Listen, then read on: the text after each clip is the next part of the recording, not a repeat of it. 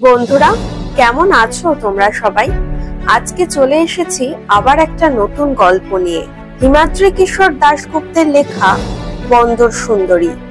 এই গল্প শুধু এক গণিকার প্রেম কথা নয়, এটি সেই সময়ের কথা যখন তাম্রলিপ্ত বন্দরে ভেসে আসতো পর্তুগিজ জাহাজ, রক্ত আর রোমাঞ্চ নিয়ে। ইতিহাসের এক গোপন পাতায় হারিয়ে যাওয়া মৎস্যগন্ধা নামের এক নারীর জীবন আর ভাস্কো ডা গামার এক আত্মীয়ের সঙ্গে তার সম্পর্ক। আজ সেই অধ্যায়ের প্রথম পর্বটি আপনাদের সামনে তুলে ধরতে এসেছি। তাহলে চলুন গল্পটা শুরু করা যাক। কিন্তু এটা শুধু শুরু, প্রতিটা পর্বে মিলবে নতুন রহস্য, নতুন আবেগ আর এক বিস্ময়কর অতীতের স্পর্শ। তাহলে চলুন আর দেরি না করে তাড়াতাড়ি শুরু করা যাক বন্দর সুন্দরীর প্রথম পর্বটি। সমুদ্রের নোনা বাতাস কি রক্তে খুনের নেশা ধরায়? প্রাচীন জাহাজি মাল্লারা অবশ্য এ কথাই বলে। সমুদ্র সেদিন শান্ত ছিল। রৌদ্র করোজ্জ্বল নীল আকাশে ঝড়ের কোনো পূর্বাভাস ছিল না। সত্যি কথা বলতে কি, এত শান্ত সমুদ্র বহু দিন দেখিনি। অর্ধেক পৃথিবী পেরিয়ে আসা অ্যাডমিরালের বিশাল নৌবহরের লোকজন, জাহাজের খোলও ভর্তি ছিল সোনা, দারুচিনি আর চন্দন কাঠে। ছিল সম্রাট ম্যানুয়েলের আশীর্বাদ। নির্দিষ্ট ছিল গন্তব্য। তবু কেন হঠাৎ তার রক্তে জেগে উঠল খুনের নেশা? কেন মুহূর্তে অভিযাত্রী আর জলদস্যুর মধ্যে যে ব্যবধান তা মুছে গেল? তা কি ওই নোনা বাতাসের জন্যই? রাজহংসর মতো সাদা পালতোলা জাহাজটা চোখে পড়তেই অ্যাডমিরাল ভাস্কো নির্দেশ দিলেন, লুট করতে হবে মুরদের ওই জাহাজ, তারপর আগুন লাগিয়ে ডুবিয়ে দিতে হবে। নারী হোক বা শিশু, একটা প্রাণীও যেন জীবিত না থাকে। শেষের কথাটা বেশ জোর দিয়েই বললেন অ্যাডমিরাল। 1502 সালের 10ই ফেব্রুয়ারি ভোরে টেগাস নদীর মোহনা থেকে দ্বিতীয়বারের ভারত অভিযানের জন্য দুটো নৌবহর নিয়ে সমুদ্রে নেমেছিলেন ভাস্কো। আর তৃতীয় নৌবহরটি এস্টাভাও গামার নেতৃত্বে তাদের অনুসরণ করে তার মাস 2 বাদে। ক্যানারি দ্বীপমালা অতিক্রম করে সে মাসের শেষেই ভাস্কো পৌঁছেছিলেন পার্তে অন্তরীপে।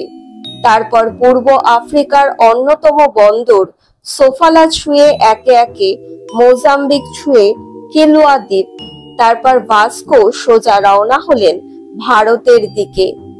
ভাস্কোর প্রথম যে তটরেখা চোখে পড়েছিল তা হলো ক্যাম্বে, মক্কা থেকে যার দূরত্ব 10 মাইল। ভাস্কোর নৌবহর তাকে পিছনে ফেলে এসে ভিড়ল পরবর্তী বন্দর গোয়াতে। কিছুদিন সেখানে কাটিয়ে অ্যাডমিরালের নৌবহর চলল এক ছোট্ট দ্বীপে অ্যাঙ্গেডিভার দিকে। সেখান থেকে সংগ্রহ করা হলো চন্দন কাঠ আর পানীয় জল। এখানে অবশ্য দুর্যোগ নেমে এসেছিল তার নৌবহরে। স্কারভি রোগে আক্রান্ত হয়ে কদিনের মধ্যেই শেষ হয়ে গেল 1/3 নাবিক। সমুদ্র অভিযানে এমন অবশ্য হতেই পারে। সপ্তাহ 2 বাদে এখানেই এসে ভাস্কোর নৌবহরের সঙ্গে মিলিত হলো এস্টাভাওয়ের তৃতীয় নৌবহর। 3 ভাগে বিভক্ত করা হলো সম্মিলিত নৌবহরকে। মূল নৌবহরটি ভাস্কোর নেতৃত্বে 10টি বড় জাহাজ নিয়ে। দ্বিতীয় নৌবহরটি জাহাজের সংখ্যা 5, যার নেতৃত্বে ভাস্কোর কাকা ভিনসেন্ট সোদ্রে। আর তৃতীয় দলে নবাগত এস্টাভাও গামার নেতৃত্বে আরো 5টি জাহাজ। সম্মিলিত শক্তি নিয়ে অ্যাডমিরাল এবার এগোলেন কান্নানোরের দিকে। আর সাদা পালতোলা মেরি নামের হতভাগ্য জাহাজটা পশ্চিম দিক থেকে সে ফিরে আসছিল কালিকটে। খোজা কাশিমের ভাইয়ের জাহাজ। মক্কা থেকে তারা ফিরে আসছিল কিছু পুণ্য নিয়ে আর কিছু পণ্য নিয়ে। তীর্থযাত্রীদের এ জাহাজে যাত্রী সংখ্যা ছিল 380 জন, যার অধিকাংশই বৃদ্ধ, নারী ও শিশু। নিয়তি কে ন বদ্ধতে, ঘরে ফেরা হলো না তাদের। মাঝ সমুদ্রে তারা মুখোমুখি হয়ে গেল ভাস্কোর নৌবহরের। একলা হরিণ শিশুকে যেমন চারপাশ থেকে হায়নার দল ঘিরে ধরে, তেমনি সাদা পালতোলা ছোট্ট জাহাজটাকে চারপাশ থেকে ঘিরে ধরল ভাস্কোর জাহাজগুলো। খোলের গায়ের গর্তগুলোর আবরণ খসে গেল, আর তার ভিতর থেকে বেরিয়ে এলো মেরির দিকে তাক করা সার সার কামানের মুখ। লড়াইয়ের কোনো প্রশ্নই ছিল না। মেরি কোনো রণপথ নয়, শান্ত নিরীহ ধর্মপ্রাণ মানুষদের জাহাজ। সে জাহাজে সংকেত কামান অবশ্য একটা ছিল, তবে তা নৌযুদ্ধের জন্য নয়। সমুদ্র ঝড়ে জাহাজ ডুবে যাওয়ার উপক্রম হলে অন্য জাহাজকে সংকেত পাঠাবার জন্যই বসানো হয়েছিল সেই কামান। মেরি আত্মসমর্পণ করতে বাধ্য হলো এই বিশাল নৌবহরের কাছে। ভাস্কোর জাহাজে বেশ কয়েকজন কুখ্যাত খুনে ছিল। ভাস্কো তাদের চেয়ে এনেছিলেন সম্রাট ম্যানুয়ালের কারাগার থেকে। সম্রাট সেই খুনের দলকে মুক্তি দিয়েছিলেন এই শর্তে যে তারা ভাস্কোর অভিযানে অংশ নেবে এবং ভাস্কোর যাবতীয় নির্দেশ পালন করবে নির্দ্বিধায়। লোকগুলোও সম্মত হয়েছিল সম্রাটের শর্তে। অচেনা অজানা কোনো দ্বীপ দেখতে পেলে সেখানেও কোনো বিপদ আছে কিনা তা পরখ করার জন্য জাহাজ ভিড়াবার আগে এই লোকগুলোকে সেখানে পাঠাতো ভাস্কো, অথবা কোনো অপরিচিত জাহাজে এদেরই পাঠানো হয় তদন্ত করে আসার জন্য। কারণ এই লোকগুলো মারা গেলে সম্রাট বা ভাস্কোর কারোরই কিছু যায় আসবে না। ভাস্কো সে দলটাকেই মেরিতে পাঠালেন। সমর্থ হজযাত্রীরা দাঁড়িয়েছিল জাহাজের ডেকে। খুনে পর্তুগিজরা জাহাজে উঠেই তাদের প্রশ্ন করলো, সোনা কোথায় আছে বল। মেরির ক্যাপ্টেন বা নাখোদা উত্তর দিল, জিনিসপত্র কিছু আছে বটে, কিন্তু ওসব দামি জিনিস সোনা বা জহরত নেই। মিথ্যে কথা, চিৎকার করে উঠল পর্তুগিজ। আর তারপরেই সে তলোয়ার বিধিয়ে দিল দুজনের বুকে। এরপর আরো একটা কাজ করলো হিংস্র পর্তুগিজেরা। মেরির প্রধান মাস্তুলের গায়ে সমুদ্রের সমান্তরাল যে দণ্ডগুলোতে পাল গোটানো থাকে, তেমনই এক দণ্ডের দুপাশে পায়ে দড়ি বেঁধে ঝুলিয়ে দেওয়া হলো নিহত দুজনের দেহ। বাতাসে তাদের ঝুলন্ত দেহ থেকে রক্তের ছিটে এসে লাগতে লাগলো ডেকে দাঁড়িয়ে থাকা হতভম্ব আতঙ্কিত হজযাত্রীদের শুভ্র বসনে। এই নৃশংসতা দেখার জন্য প্রস্তুত ছিল না মেরির যাত্রীরা। অস্ত্র যা ছিল, পুরুষদের হাতে কানে গলায় যা অলংকার ছিল, তা তুলে দেওয়া হলো পর্তুগিজদের হাতে। ভাস্কোর নাম ইতিপূর্বে শুনেছে মেরিতে থাকা কয়েকজন লোক। ইতিপূর্বে আরেকবার এ দেশে এসেছিলেন এই ভাস্কো। ভারতের সমুদ্র বন্দরে কিছু ব্যবসা বাণিজ্য লেনদেনও করেছিলেন। সেই সূত্রে ভাস্কোর নামটা কেউ কেউ শুনেছে, তবে তারা ভাস্কোকে এতদিন সাগর পাড়ের বণিক বলেই জানতো। এ ভাস্কোকে তাদের জানা ছিল না। হয়তোবা ভাস্কো নিজেই চিনতেন না এই ভাস্কোকে। ভাস্কোর লোকগুলো এরপর তল্লাশি নিল মেরির। সোনা না পেলেও খোল ভর্তি প্রচুর জিনিস আছে জাহাজে। মেরি থেকে ফিরে লোকগুলো সেই খবর দিল ভাস্কোকে। অ্যাডমিরাল নির্দেশ দিলেন, সব মাল লুটে নাও। ছোট ছোট নৌকা নামানো হলো অ্যাডমিরালের জাহাজগুলো থেকে। মেরিতে গিয়ে মাল নামানোর কাজ শুরু করলো তারা। সূর্য ডুবলো এক সময়, তারপর রাত কেটে গিয়ে এক সময় ভোরও হলো। বিষণ্ণ এক ভোর। আবারও শুরু হলো মাল নামানোর কাজ। বেলা বাড়ার সঙ্গে সঙ্গে সূর্যের তাপে পচতে শুরু করলো ঝুলন্ত মৃতদেহগুলো। বাসি মরার গন্ধে চারপাশের বাতাস ভারী হয়ে উঠল। আর সেই গন্ধেই মনে হয় কোথা থেকে উড়ে এলো একদল চিল। ঝুলন্ত মৃত দেহ দুটো নখ দিয়ে আঁকড়ে ধরে তারা ঠুকরে খেতে শুরু করলো।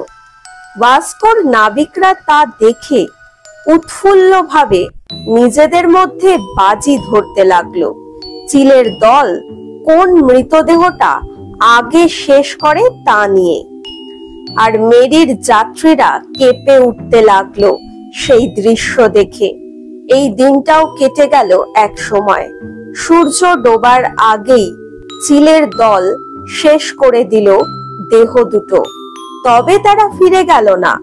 নানা জাহাজের মাস্তুলে বসে তারা প্রতীক্ষা করতে লাগলো পরের দিন ভোরের জন্য। যেন তারা বুঝতে পেরেছিল আরো খাবার অপেক্ষা করে আছে তাদের জন্য। তৃতীয় দিন সকালবেলা কিছু সময়ের মধ্যেই যাবতীয় মাল তোলা হয়ে গেল ভাস্কোর নৌবহরে। একজন নাবিক অ্যাডমিরালকে জানালো, খালি হয়ে গেছে মেরির খোল। ভাস্কো জানতে চাইলেন, আর কি কিছুই নেই?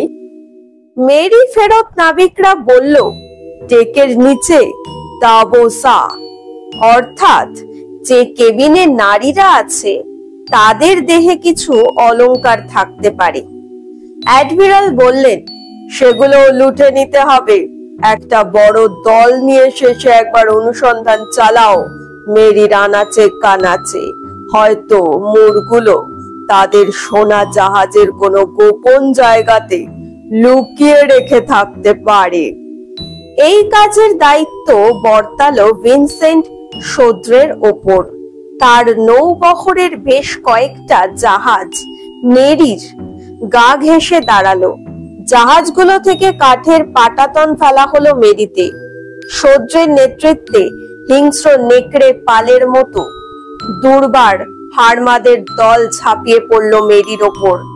যেখানে যা আছে তছনছ করতে শুরু করলো তারা। হারমাদদের উল্লাস আর আতঙ্কিত রমণীদের ক্রন্দন ধ্বনিতে নারকীয় পরিবেশ সৃষ্টি হলো চারপাশে। হারমাদদের একটা দল কুঠার দিয়ে সোনা লুকিয়ে রাখার সম্ভাব্য স্থানগুলো ভাঙতে লাগলো। আরেক দল সোজা ছুটলো মেরির নারী ও শিশুরা যেখানে আছে সেই দিকে।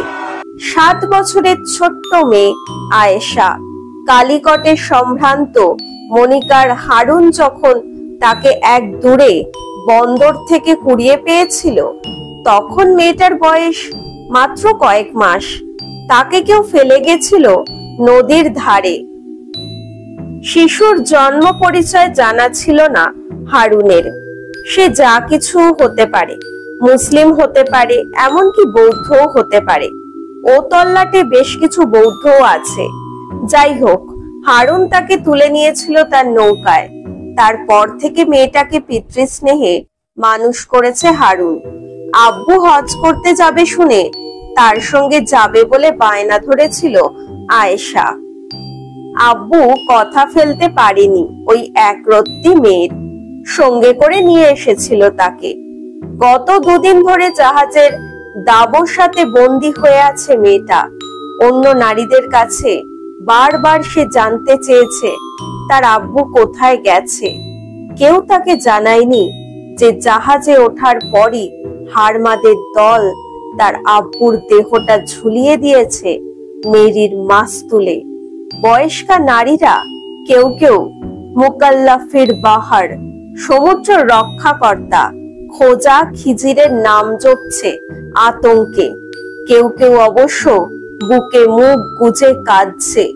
মক্কার উপকণ্ঠে যে মেলা হয় সেখান থেকে আয়েশার খেলার জন্য একটা বাদর জাতীয় প্রাণী কিনেছে আব্বু।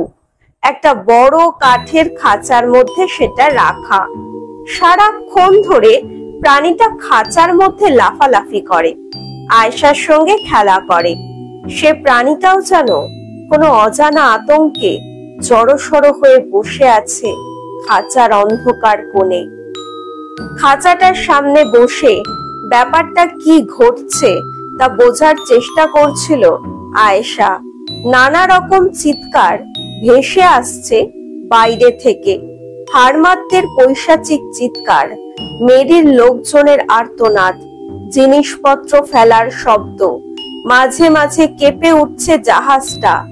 জাহাজের ডেক থেকে যে ঢালু পাটাতনটা সোজা এসে নেমেছে আয়েশারা দাবসার যেখানে আছে সেখানে। সেই পাটাতন দিয়ে হঠাৎ কি একটা গড়িয়ে এসে নামলো নারীর দল যেখানে বসেছিল তাদের সামনে। আর সেটা দেখার সঙ্গে সঙ্গেই নারীর দল প্রচন্ড আতঙ্কে লাফিয়ে উঠে চিৎকার করতে শুরু করলো। একটা কাটা মুন্ডু হতভাগ্য লোকটা খোলের বাইরে দাঁড়িয়ে শেষ একবার বাধা দেবার চেষ্টা করছিল, যাতে পর্তুগিজরা জেনানাদের কাছে না পৌঁছাতে পারে। সেই জন্য তার কাটা মাথাটা পাটাতন বেয়ে নিচে গড়িয়ে পড়ার কয়েক মুহূর্তের মধ্যেই সেই ঢাল বেয়ে নেমে এলো হাড়মাতরা। মুহূর্তের মধ্যে এক ভয়ঙ্কর পরিবেশের সৃষ্টি হলো। তারা যে শুধু নারীদের অলংকার খুলে নিতে লাগলো তাই নয়, কেউ কেউ আবার তাদের পোশাক ছিঁড়ে পাজা কোলা করে উঠিয়ে নিয়ে যেতে লাগলো দাবসার কোণে। সেখান থেকে ভেসে আসতে লাগলো অসহায় নারীদের যন্ত্রণা কাতর গোঙানির শব্দ। কাঠের খাঁচাটার সামনে দাঁড়িয়ে ভয়ে ঠকঠক করে কাঁপছিল আয়েশা। দানবের মতো চেহারার লাল দাড়িওয়ালা একজন পর্তুগিজ তাকে দেখে এগিয়ে এলো। এক ঝটকায় সেই হাড়মাদ আয়েশার গলা থেকে ছিঁড়ে নিল তার আব্বুর দেওয়া সোনার লকেটটা। তবে সম্ভোগের পক্ষে এ মেয়েটা নেহাতি ছোট বলে মনে হলো সেই হাড়মাদের। কাছেই পলায়মান এক যুবতীকে দেখতে পেয়ে সে ঝাঁপিয়ে পড়ল তার উপর। কার পায়ের লাথি খেয়ে যেন সেই কাটা মাথাটা ছিটকে পড়ল আয়েশার সামনে। এবার আর তার সেখানে দাঁড়িয়ে থাকা সম্ভব হলো না। প্রচন্ড আতঙ্কে আয়েশা প্রাণ বাঁচাবার জন্য কাঠের খাঁচার দরজাটা খুলে হামাগুড়ি দিয়ে তার ভিতরে ঢুকে পড়ল। খাঁচার ভিতরে থাকা প্রাণীটাও তাকে দেখে জড়িয়ে ধরলো। তারা দুজনেই কাঁপতে থাকলো খাঁচার ভিতর বসে। এক সময় কাজ শেষ হলো হাড়মাতদের। এবার তারা নিজেদের জাহাজে ফিরবে।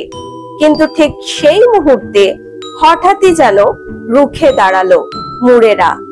জাহাজের অনেক পুরুষকে নির্বিচারে হত্যা, লুণ্ঠন ইত্যাদি অনেক কিছুই এই দুদিন ধরে সহ্য করছিল তারা। কিন্তু জাহাজের খোলে ঢুকে যেভাবে পর্তুগিজরা অত্যাচার চালালো, তাদের পাশবিক কাম তৃষ্ণা চরিতার্থ করলো। 12 বর্ষীয়া কন্যা থেকে 80 বছরের বৃদ্ধা কাউকেই মুক্তি দিল না। এ ব্যাপারটা আর সহ্য করতে পারল না মেরির জীবিত পুরুষেরা। হাতের কাছে যে যা পেল তা দিয়ে হঠাৎ করে তারা আক্রমণ করে বসলো হাড়মাতদের। এই ঘটনাতে হতচকিত হয়ে গেল পর্তুগিজরা। হাড়মাতদের দেহগুলো ছিটকে পড়তে লাগলো জলে।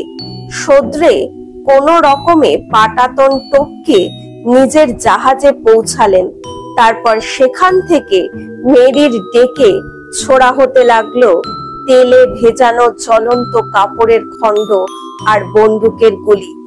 আরবরা সেই জ্বলন্ত কাপড়, কাঠের টুকরোগুলো তুলে নিয়ে পাল্টা ছুড়ে দিতে লাগলো পর্তুগিজদের জাহাজগুলোতে। ভাস্কো এর আগে কোনোদিনও এমন মরণপণ প্রতিরোধ দেখেননি।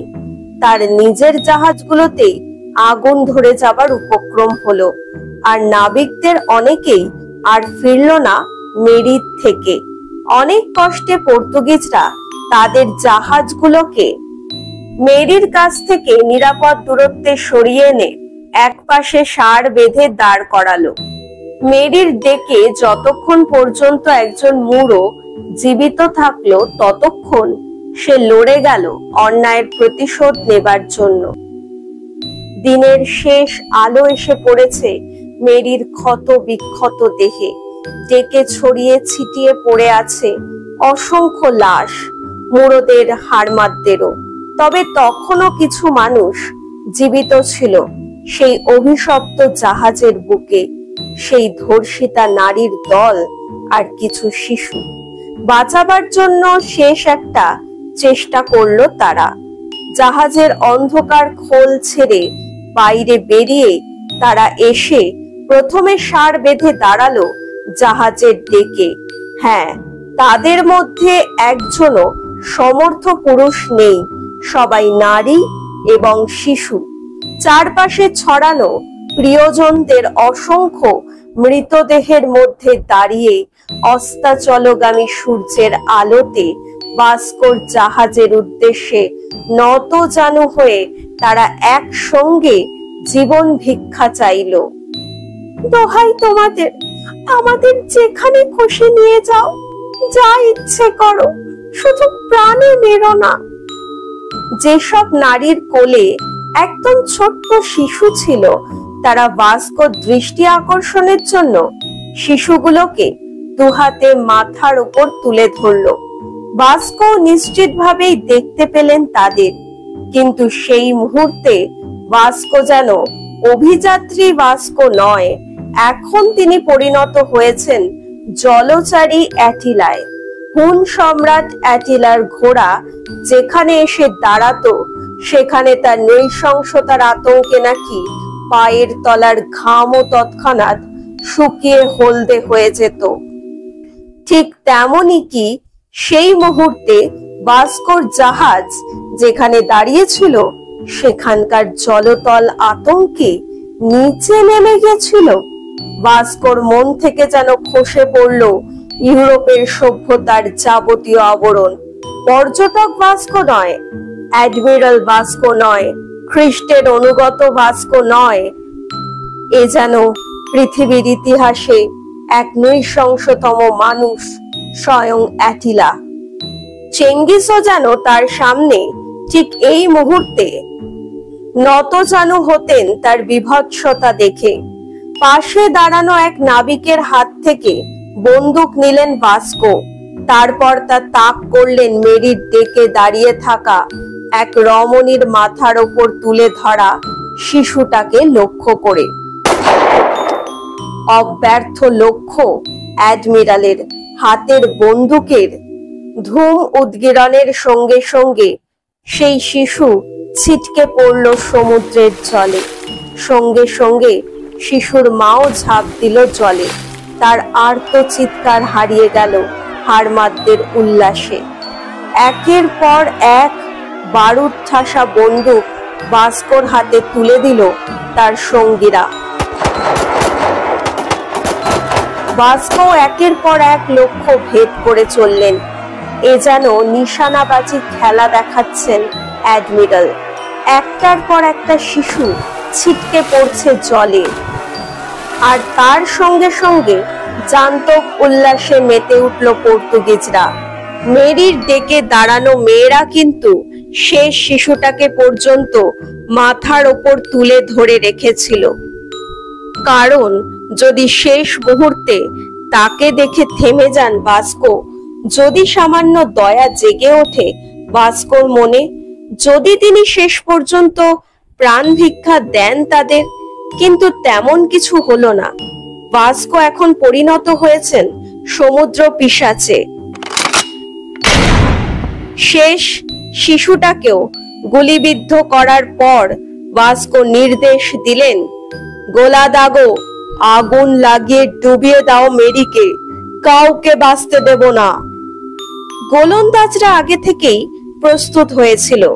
কামানের পিছনের ছিদ্রে জ্বলন্ত মশাল গুজে দিল তারা। মুহুর্মুহু আগুনের গোলা আছড়ে পড়তে লাগলো মেরির উপর। প্রথমে তার পালে আগুন লাগলো, তারপর তা ছড়িয়ে পড়ল ডেকে। তারপর প্রাণ ভিক্ষা চাওয়া সেই হতভাগ্য নারীদের গায়ে অগ্নিদগ্ধ হয়ে তারা ছোটাছুটি করতে লাগলো ডেকে। কেউ কেউ আগুনের হাত থেকে বাঁচার জন্য ঝাঁপ দিল সমুদ্রের বুকে। মুহূর্তের মধ্যে সমুদ্রের অতল জলরাশি গ্রাস করে নিল তাদের। মেরির লেলিহান অগ্নিশিখা আর বিদায়ী সূর্যের লাল আলো মিলে মিশে একাকার হয়ে যেতে লাগলো। ভাস্কো আর তার সঙ্গীরা নিজেদের জাহাজ থেকে উপভোগ করতে লাগলো সেই নারকীয় দৃশ্য। মেরির সারা দেহে আগুন ছড়িয়ে পড়েছে, তার উত্তাপে টকবক করে ফুটতে শুরু করেছে মেরির চারপাশে সমুদ্রের জল। এবার ডুববে জাহাজটা। অত বড় একটা জিনিস জলে ডুবলে যে জলোচ্ছ্বাস হয়ে তা থেকে বাঁচার জন্য পর্তুগিজরা তাদের জাহাজগুলো আরো কিছুটা তফাতে সরিয়ে আনলো। সত্যি এর কিছুক্ষণের মধ্যে একটা প্রচন্ড বিস্ফোরণ হলো। আকাশের দিকে ছিটকে উঠল মেরির দেহের জ্বলন্ত অংশগুলো। তারপরেই প্রবল জলোচ্ছ্বাসের সঙ্গে সঙ্গে সমুদ্রের অতলে তলিয়ে গেল মেরি। সূর্যও প্রায় তার সঙ্গে সঙ্গেই মুখ লোকালো সমুদ্রের গভীরে। ভাস্কোর নৌবহরগুলোতে একটার পর একটা বাতি জ্বলে উঠল। অন্য জাহাজগুলো থেকে ভাস্কোর অভিজাত সঙ্গীরা এসে উপস্থিত হলো ভাস্কোর জাহাজে। অ্যাডমিরালের নির্দেশে লাল গালিচা পাতা কক্ষে ঝাড়বাতির নিচে সুরাপাত্র নিয়ে বিজয় উৎসবে মেতে উঠল তারা। ডেকে রাখা মদের পিপেগুলো খোলা হলো সাধারণত নাবিকদের জন্য। মাঝরাত পর্যন্ত চলল নাবিকদের হই হুল্লোড় মাতলামি। ভাস্কো সিদ্ধান্ত নিলেন পরের দিন তার নৌবহরের মুখ ফেরাবেন কন্ননর বন্দরের উদ্দেশ্যে। সুন্দর সকাল। সমুদ্রের জলে ছোট ছোট ঢেউয়ের মাথায় খেলা করছে প্রভাতী সূর্য কিরণ। মাথার উপর নীল আকাশের চাঁদোয়া মনোরম বাতাসও বইছে। সে বাতাসে পাল খাটিয়ে ভেসে চলেছে ময়ূরপঙ্খী নাও মৃচ্ছকটিক। নাও বা নৌকা না বলে ওকে জাহাজ বলাই ভালো। নানা রঙের পাল আর একাধিক মাস্তুল শোভিত এই তরীকে সমুদ্র অভিযাত্রীরা অনেকেই চেনে ও জানে। অনেক দূর থেকেই দেখা যায় এই ময়ূরপঙ্খীর সম্মুখ ভাগে বসানো সোনালী গিলটি করা ময়ূরের অনেক উঁচু লম্বা গ্রীবাটাকে। তা দেখেই অন্য জাহাজের নাবিকরা এই জাহাজকে চিনতে পারে।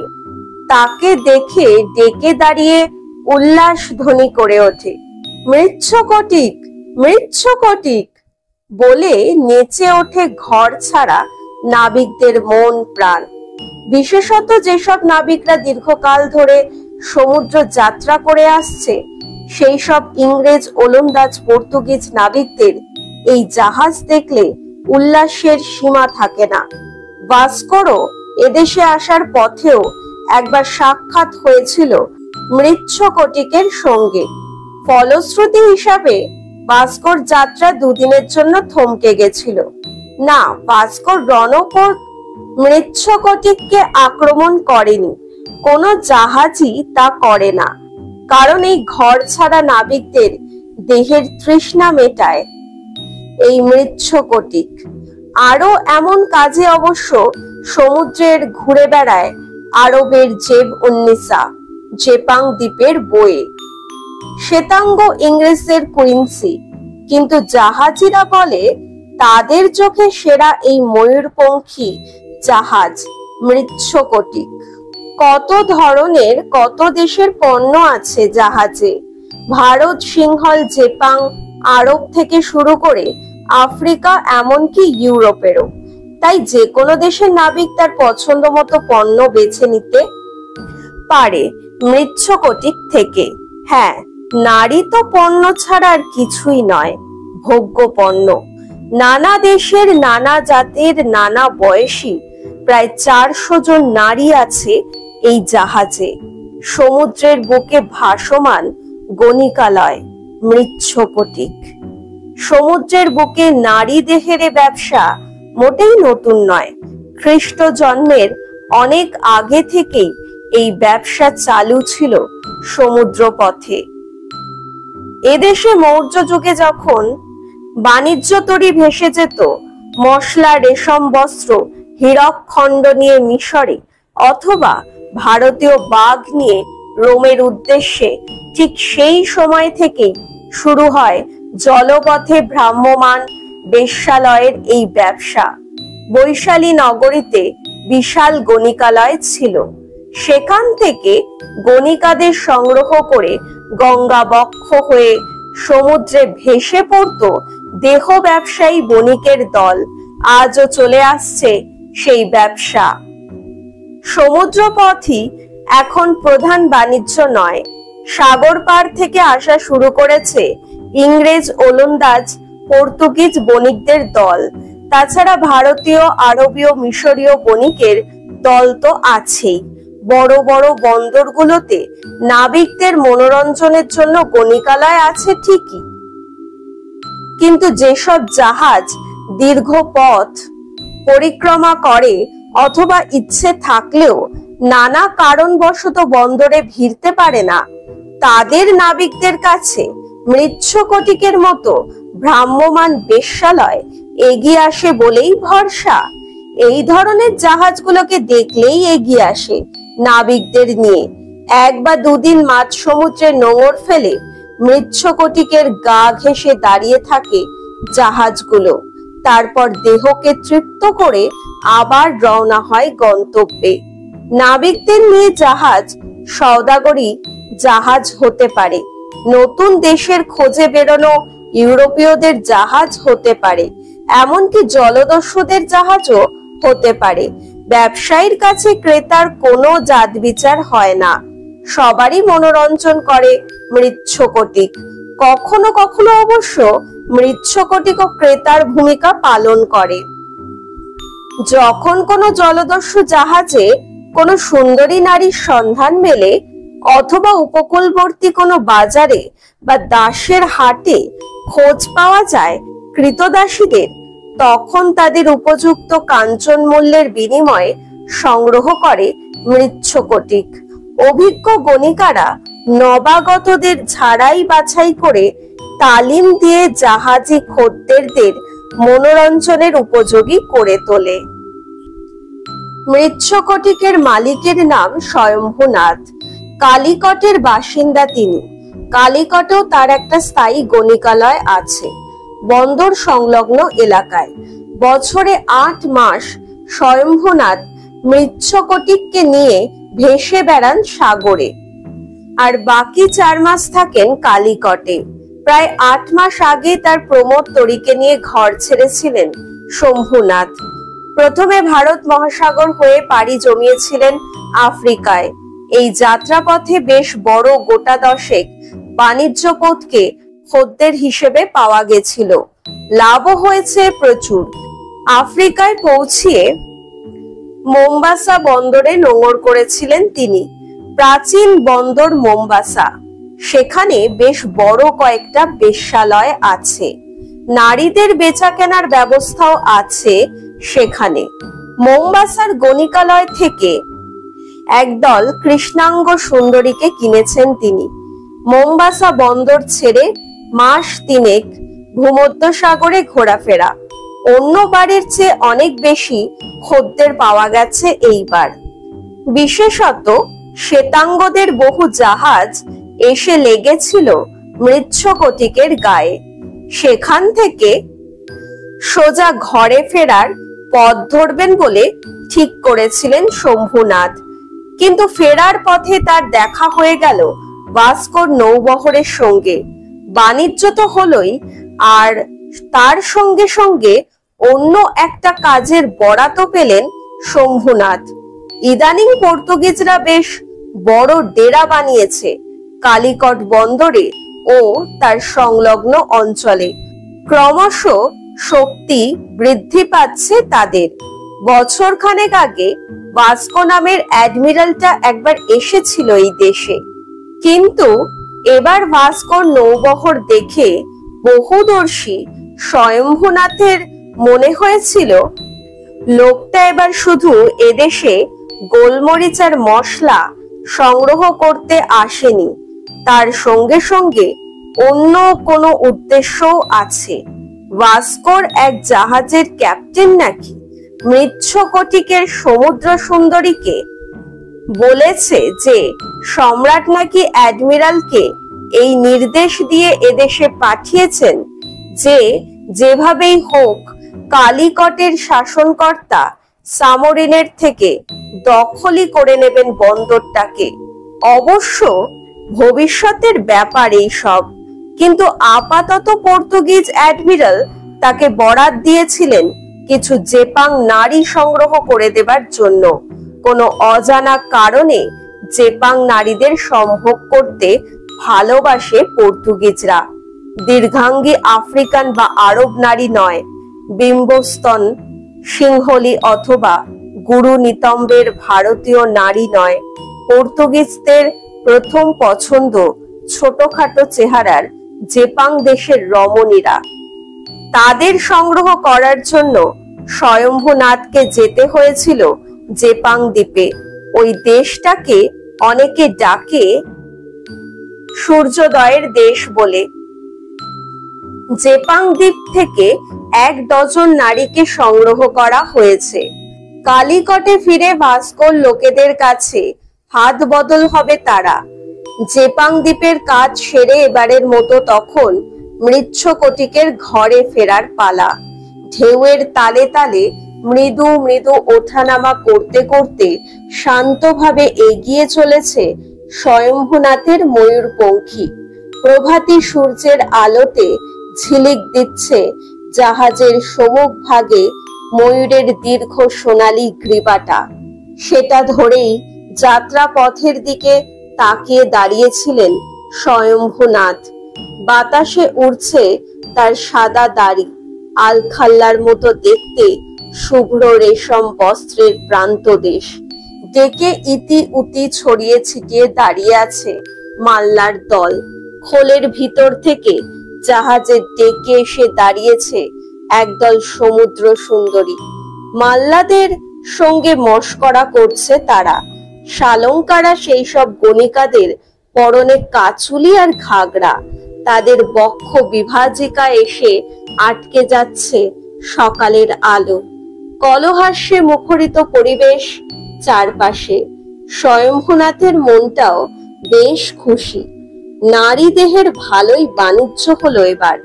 এই সুদীর্ঘকাল সমুদ্র ভ্রমণে ঝড় ঝঞ্ঝার মতো কোনো প্রাকৃতিক দুর্যোগের মধ্যেও পড়তে হয়নি মৃচ্ছকটিককে। শুধুমাত্র দুটো ছোট্ট ঘটনা ছাড়া।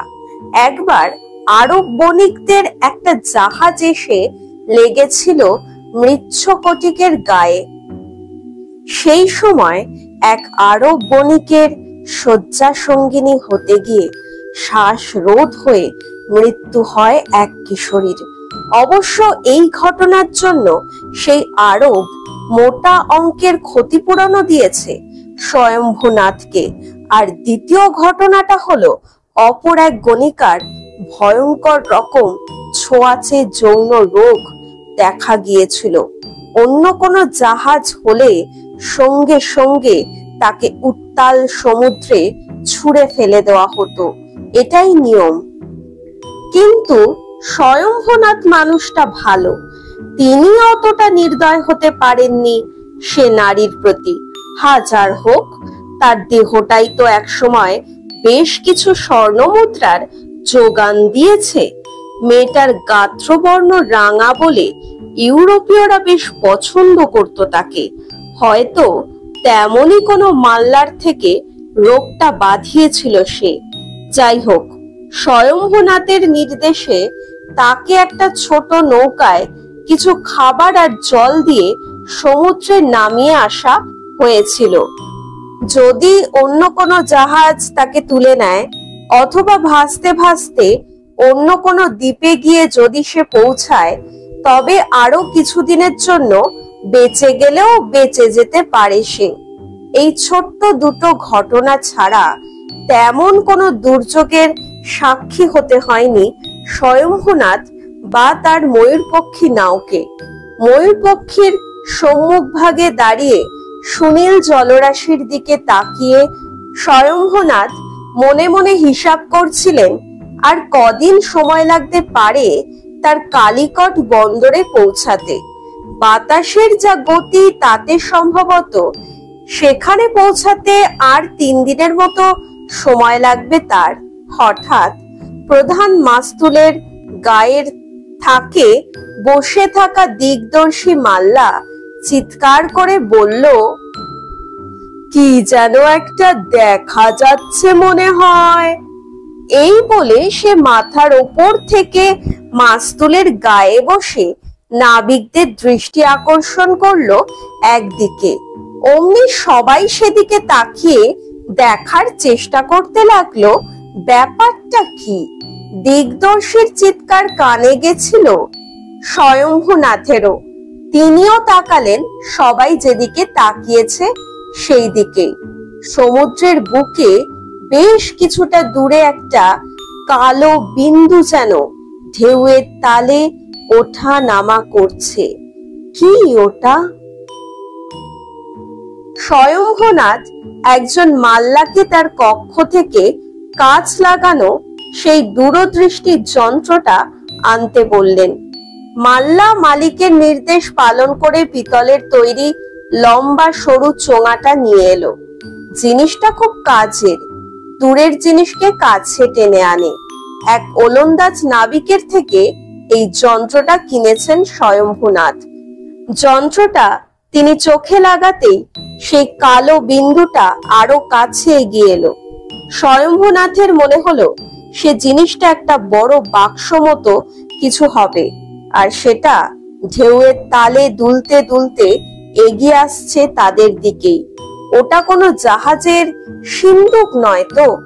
অনেক সময় জলদস্যুদের আক্রমণের মুখে পড়লে মূল্যবান জিনিস সমেত সিন্দুক জলে ভাসিয়ে দেয় নাবিকরা, যাতে নিহত হলেও তাদের কষ্টার্জিত সম্পদ কিছুতেই জলদস্যুদের হাতে যেন না যায়।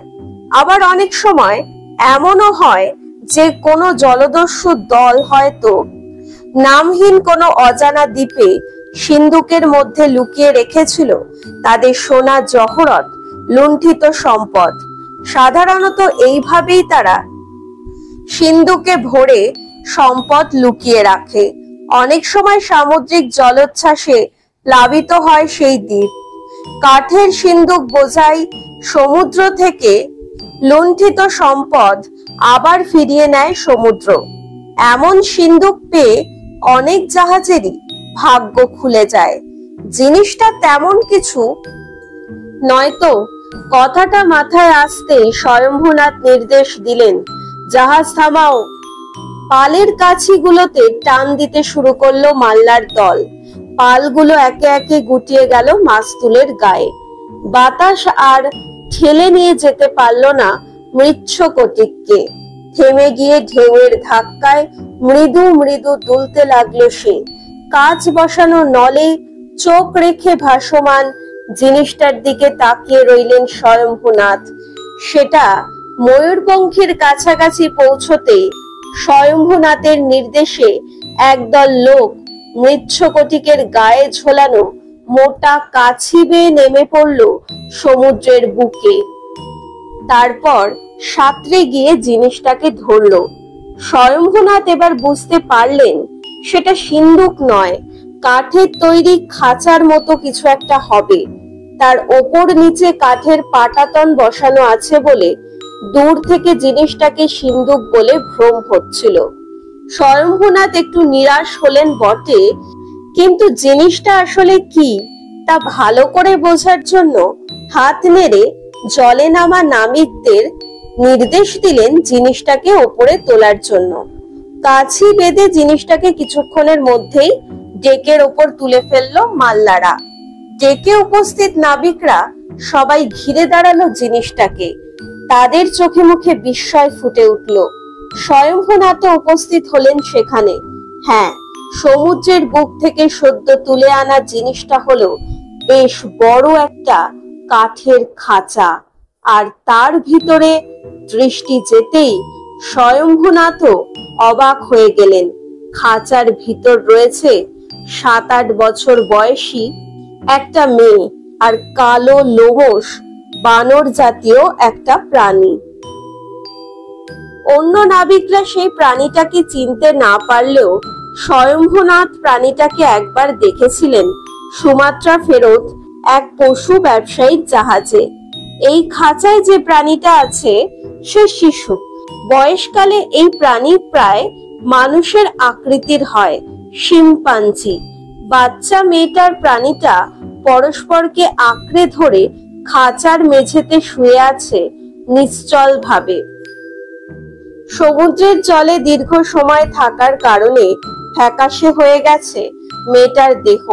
বেশ কিছু মাছও খাঁচার ভিতরে ঢুকে আটকে পড়েছিল। এমন নিষ্পন্দ ভাবে খাঁচার ভিতর দেহ দুটো পড়ে আছে যে প্রাথমিকভাবে তাদের দেখে স্বয়ম্ভূনাথ বুঝতে পারলেন না তারা জীবিত না মৃত। একটা তীব্র আষ্টে গন্ধ এসে নাকে লাগছে। তা কি ওই মরা মাছ থেকে, নাকি তা আসছে আলিঙ্গনরত মেয়েটা আর প্রাণীটার দেহ থেকে? মরে গেছে তারা?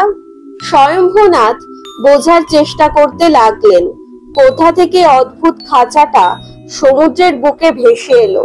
কোনো জাহাজ থেকে কি খাঁচাটাকে ছুঁড়ে ফেলা হয়েছিল সমুদ্রের বুকে জাহাজ থেকে মানুষকে ছুঁড়ে ফেলে হত্যার ব্যাপারটা নতুন কিছু নয়, কিন্তু এই মেয়েটাকে প্রাণীটার সঙ্গে খাঁচাবন্দি অবস্থায় সমুদ্রে ফেলা হলো কেন? হঠাৎ একজন নাবিক বলে উঠল, আরে বাদরটা বেঁচে আছে তো, নড়ছে, ওই যে নড়ছে। শম্ভুনাথ দেখতে পেলেন সত্যি প্রাণীটা এবার ঘাড় ফিরিয়ে চোখ পিটপিট করছে, আর এরপরই বাচ্চা মেয়েটার দেহটাও যেন নড়ে উঠল। নাবিকরা তাই দেখে বলে উঠল, মেয়েটাও মনে হয় এখনো বেঁচে আছে। স্বয়ম্ভূনাথ সঙ্গে সঙ্গে কাছে দাঁড়ানো এক গণিকাকে ডেকে মেয়েটাকে খাঁচার বাইরে বার করতে নির্দেশ দিলেন। মেয়েটাকে বাইরে বার করে কোলে তুলে নিল সেই গণিকা। তার দেহের উষ্ণতা পেয়ে আবারও নড়ে উঠল তার ছোট্ট দেহটা। হ্যাঁ, সত্যি বেঁচে আছে মেয়েটা। স্বয়ম্ভূনাথ বললেন, ওর শুশ্রূষা করো, জানা দরকার ও এমন ভাবে কোথা থেকে এলো। স্বয়ম্ভূনাথ মনে মনে ভাবলেন, মেয়েটাকে যদি বাঁচিয়ে তোলা যায় তবে তার লাভই আছে। কোথাও কৃতদাসী হিসেবে তাকে বেঁচে দেওয়া যেতে পারে। কালিকটের অভিজাত পরিবারগুলোতেও এই ধরনের বাচ্চা মেয়ের চাহিদা আছে। আবার এই মেয়েটাকে 5-6 বছর যদি খাওয়ানো পড়ানো যায় তবে তারপর তাকে একটা গণিকা বৃত্তিতে নামানো যাবে। ডেক সংলগ্ন কয়েকটা ঘর আছে, তারই একটাতে মেয়েটাকে নিয়ে গেল গণিকা। তার সারা শরীরে উষ্ণ ঘি মাখিয়ে মালিশ করে ঠোঁটের ফাঁক দিয়ে ফোঁটা ফোঁটা মধু ঢেলে তাকে সুস্থ করে তোলার চেষ্টা করলো। আরো বেশ কয়েকজন গণিকাও নিয়োজিত হলো এই কাজে। ওদিকে ডেকের মাঝখানে রাখা খাঁচার দরজা খোলা পেয়ে বাদর গোত্রের সেই প্রাণীটা খাঁচা ছেড়ে বেরিয়ে দড়ি বেয়ে তত্তর করে ওপরে উঠে চড়ে বসলো মাস্তুলের গায়ে একটা পাটাতনের ওপর। পাল তুলে আবার নির্দিষ্ট লক্ষ্যে ভেসে চলল মৃচ্ছকটিক। বিকেল নাগাদ গণিকাদের প্রচেষ্টায় কাজ হলো। জ্ঞান ফিরে উঠে বসলো মেয়েটা।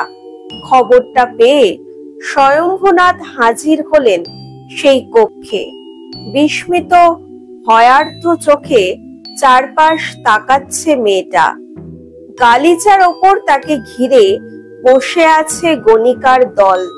স্বয়ম্ভূনাথকে দেখেই প্রথমে সে ভয়ে কুঁকড়ে গিয়ে জড়িয়ে ধরল পার্শ্ববর্তী এক গণিকার গলা। সেই গণিকা মেয়েটার মাথায় হাত বুলিয়ে দিল, তার গালে চুমু খেয়ে তার ভয় ভাঙাবার চেষ্টা করতে লাগলো। সম্ভবত ব্যাপারটা কাজ দিল। ধীরে ধীরে মেয়েটা যেন স্বাভাবিক হতে শুরু করলো। স্বয়ম্ভূনাথ বেশ অনেক কটা ভাষা জানেন তার কাজের সুবাদে। নিজের দেশের বেশ কয়েকটা ভাষা তো জানেনই, এমনকি পর্তুগিজ, ইংরেজি শব্দ কিছুটা বলতে পারেন। মেয়েটাকে দেখে স্বয়ম্ভূনাথের কেন জানি মনে হলো মেয়েটা আরব গোষ্ঠীভুক্ত হতে পারে।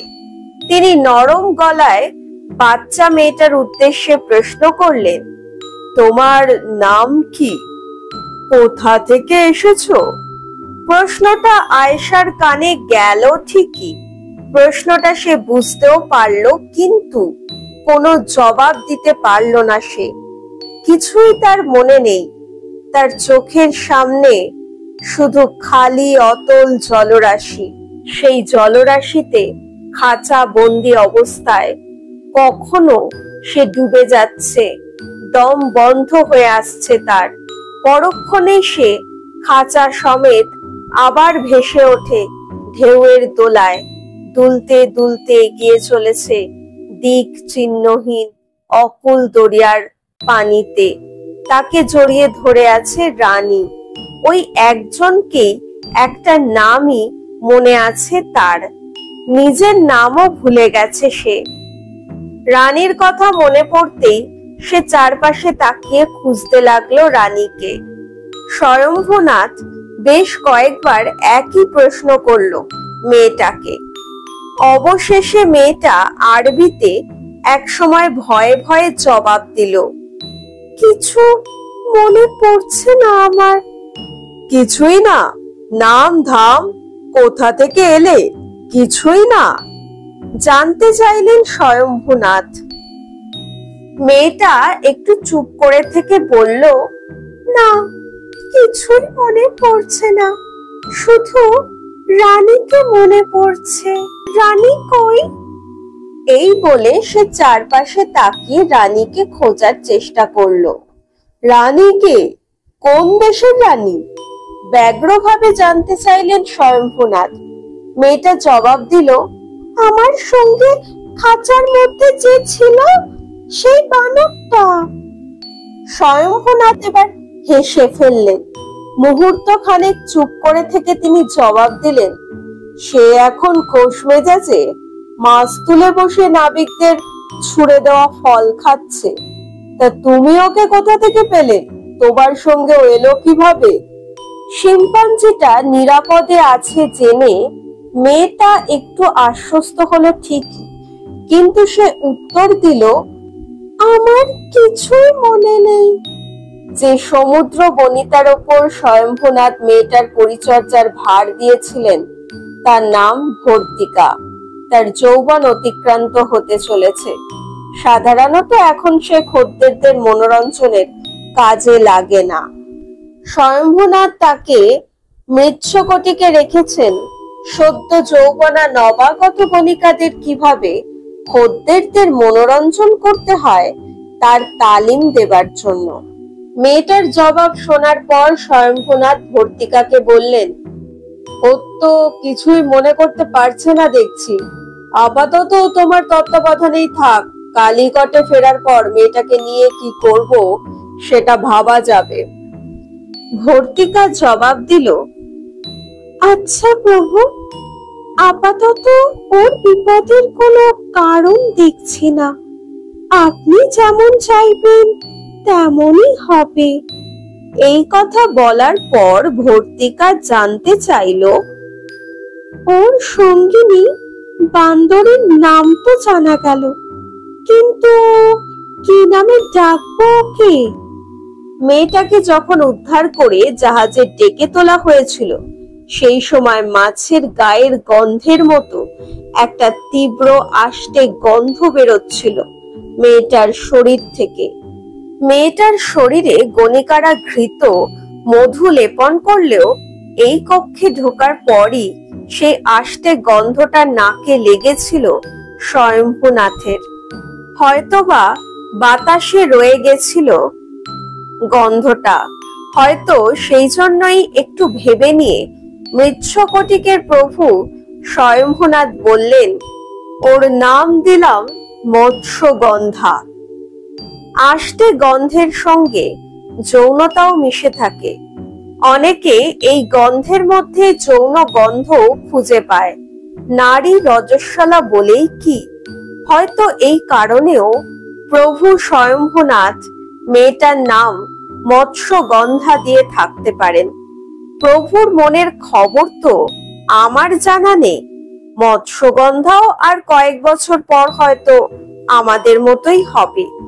স্বয়ম্ভুনাথ চলে যাবার পর সঙ্গিনী সমুদ্র সুন্দরীদের কাছে এই মন্তব্য করল ভর্তিকা। হেসে উঠল সবাই। বাচ্চা মেয়েটা বুঝতে পারছে না দেহোপজীবনীদের কথাবার্তা। একজন রূপজীবনী ভর্তিকাকে প্রশ্ন করল, আচ্ছা, প্রভুর ব্যবসা তো নারী দেহ নিয়ে। এ কথা শুনেছি যে মদ্য কারবারিরা নিজেরা মদ্যপান করেন না, গোয়ালাদের দুগ্ধপান করার সুযোগ ঘটে না, সেহেতু তিনি আমাদের স্পর্শ নাই করতে পারেন। কিন্তু বিবাহ তো পুরুষের ধর্ম। কামেচ্ছার জন্য না হলেও অন্তত পরলোকের কথা ভেবেও তো বিবাহ করে অনেক পুরুষ। তার কথা শুনে একজন দেহোপজীবনী জানতে চাইল, তার মানে? পূর্ববর্তী রূপজীবী জবাব দিল, হিন্দু শাস্ত্রে নাকি আছে যে বংশ রক্ষা না করলে, অর্থাৎ পুত্র সন্তান লাভ না করতে পারলে নাকি অনন্ত নরক বাস হয়। পুত্র তো পিণ্ড দান করে। আমি আমার স্বামীর তৃতীয় স্ত্রী ছিলাম। প্রথম দুই স্ত্রীর কোনো সন্তান ছিল না। আমার গর্ভে তার সন্তান এলো।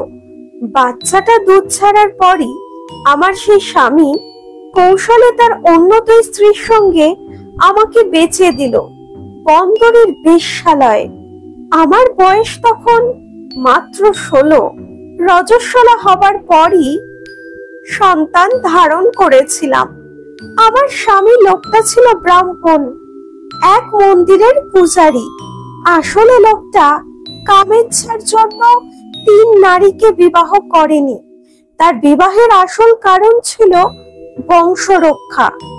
নরকবাসের ভয়ে ভীত ছিল যে তার মনস্কাম পূর্ণ হতেই মাত্র 5টা স্বর্ণমুদ্রার বিনিময়ে আমাকে সে বন্দরে বেচে দিল। বারবনিতা সমাগমের মধ্যে একজন ছিল, তার নাম ছিল কৈকেয়ী। সার্থক তার নাম, হিংসুটে স্বভাব, নেহাত পুরুষ্ট যৌবনবতী দেহ তার, যে জন্য সে রয়েছে এই ময়ূরপঙ্খীতে। সে প্রথমে মৎস্যগন্ধার দিকে তাকিয়ে বলল, প্রভু ওকে রাখতে বলে গেল ঠিকই, কিন্তু ওকে নিয়ে বেশি মাতামাতি করার দরকার নেই। ও তো আর কোনোদিনও মহারানী বা বেগম হবে না। আমাদের মতো সমুদ্র বেশ্যা বা বন্দর বেশ্যাই হবে। ওর কপাল যদি খুব ভালো থাকে তবে কোনো হারেমের দাসীবাদী হবে।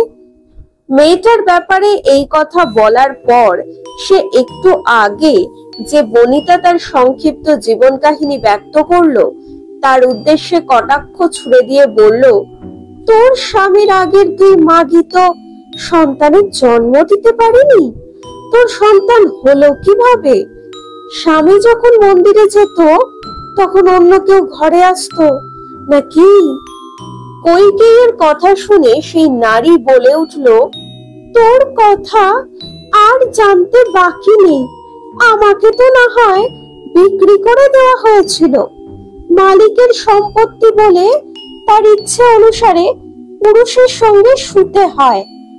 তা তোর তো স্বামী ছিল, তাকে ত্যাগ করে রেশম বস্ত্র আর স্বর্ণালঙ্কারের লোভে স্বেচ্ছাভোগ্যা হলি। নরকেও ঠাঁই হবে না তোর মতো পাপিষ্ঠার। এই ভাসমান গণিকালয়ে 3 ধরনের নারী আছে। একদল নারী যাদের দাসীর হাত বা বন্দরের নানা বেশ্যালয় থেকে কাঞ্চন বা রৌপ্য মূল্যে ক্রয় করে এনেছেন প্রভু। কখনো বা তাদের জলদস্যুদের জাহাজ থেকেও ক্রয় করা হয়।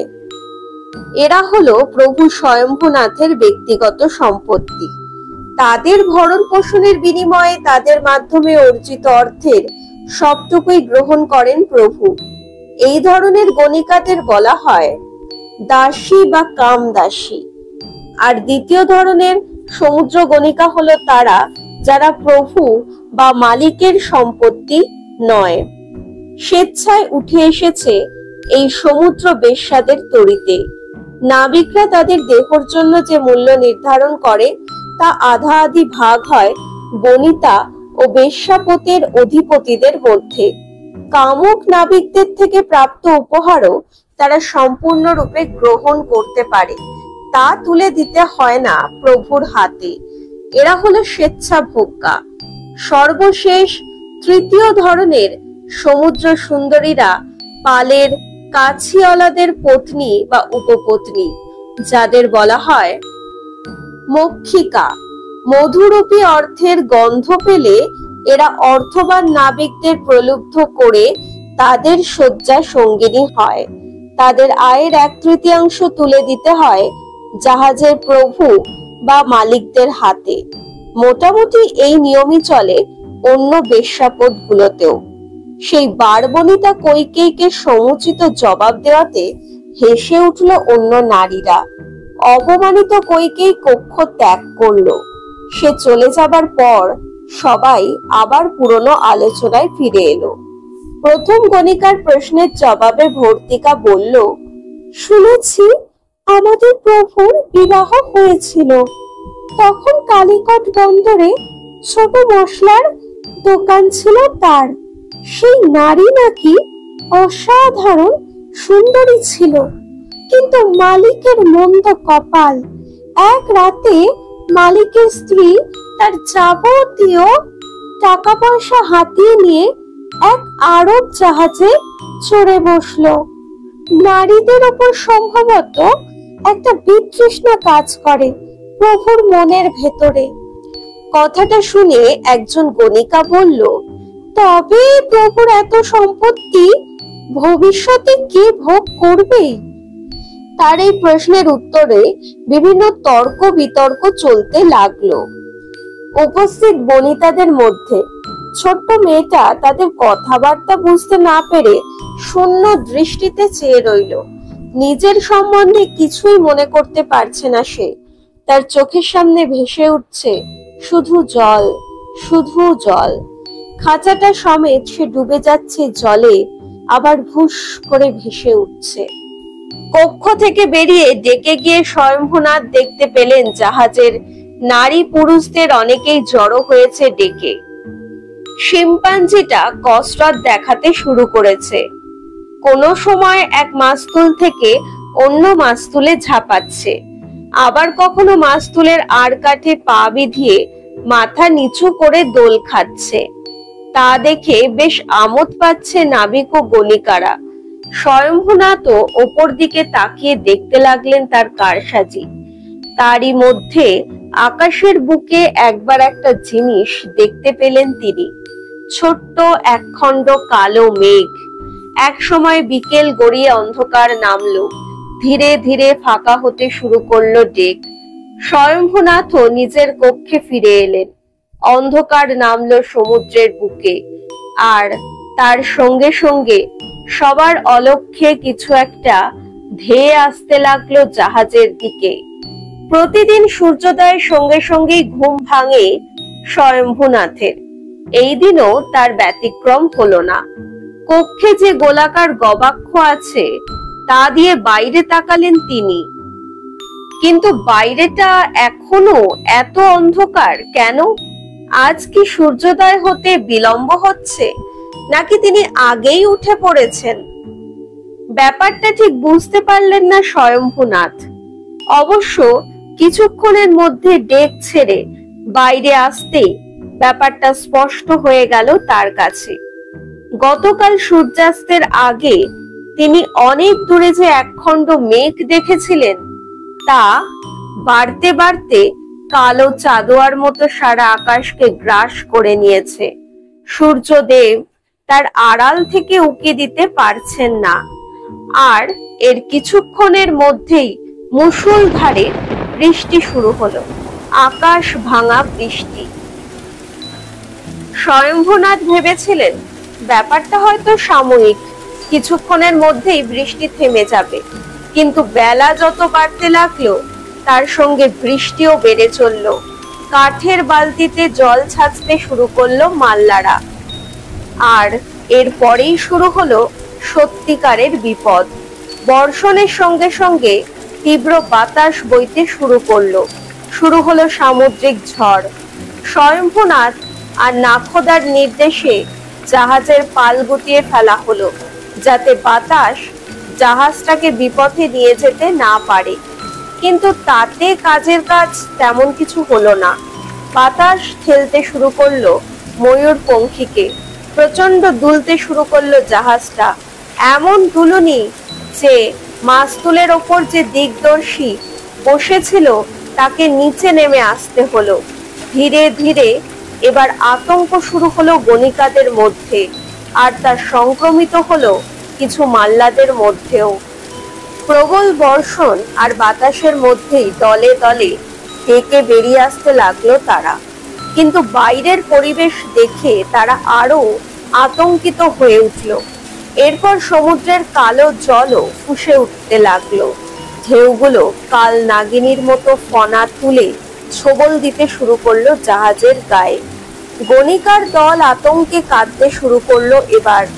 স্বয়ম্ভূনাথ, নাখোদা আর কয়েকজন মাল্লা মিলে কখনো হাল ধরে, কখনো কাছি টেনে আপ্রাণ চেষ্টা চালাতে লাগলো জাহাজটাকে নিজেদের নিয়ন্ত্রণে রাখার।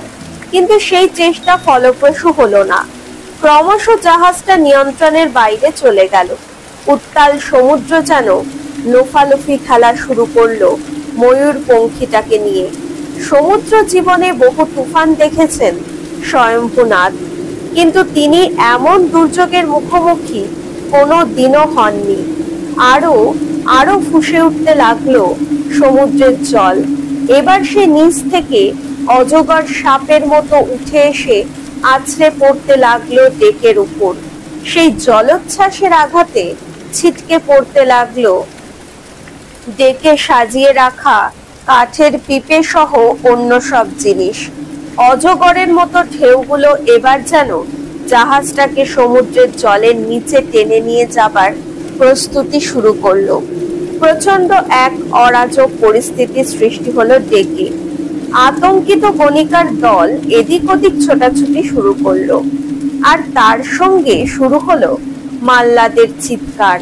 স্বয়ম্ভূনাথের চোখের সামনেই এক গণিকা আতঙ্কে হিতাহিত জ্ঞান শূন্য হয়ে ডেকের কাঠের প্রাচীর টপকে ঝাঁপ দিল জলে। মুহূর্তের মধ্যে সে হারিয়ে গেল সমুদ্রের গভীরে। এসবের মধ্যেই হঠাৎ একজন গণিকা চিৎকার করে কেঁদে উঠে বলল, কেন কেন এমন ঝড় উঠলো?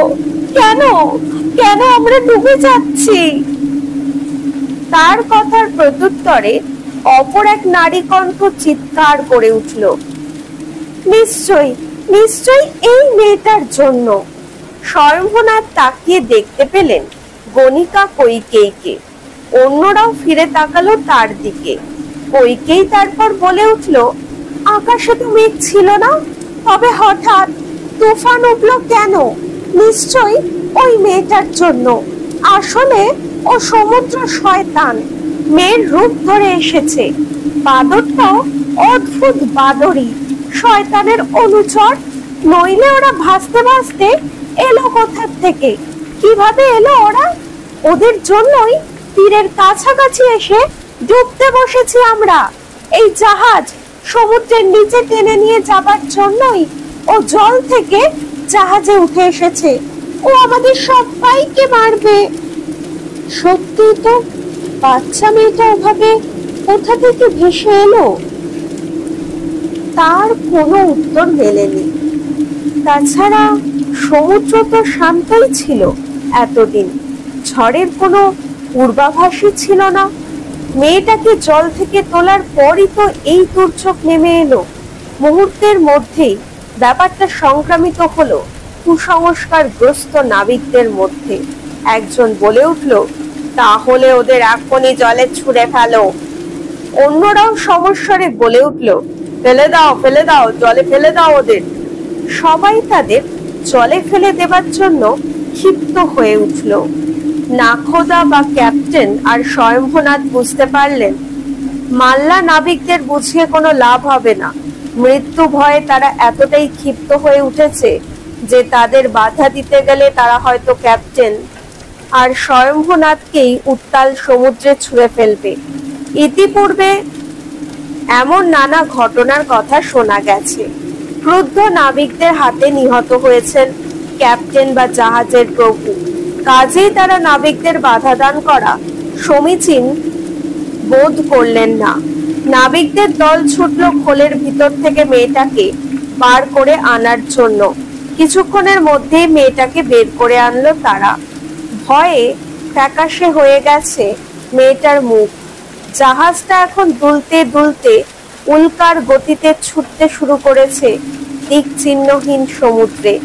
মেয়েটাকে তারা ডেকে রেলিং এর দিকে নিয়ে যাবার চেষ্টা করছে, কিন্তু পারছে না। জাহাজটা এত গতিতে ছুটছে আর দুলছে যে টাল সামলানো মুশকিল।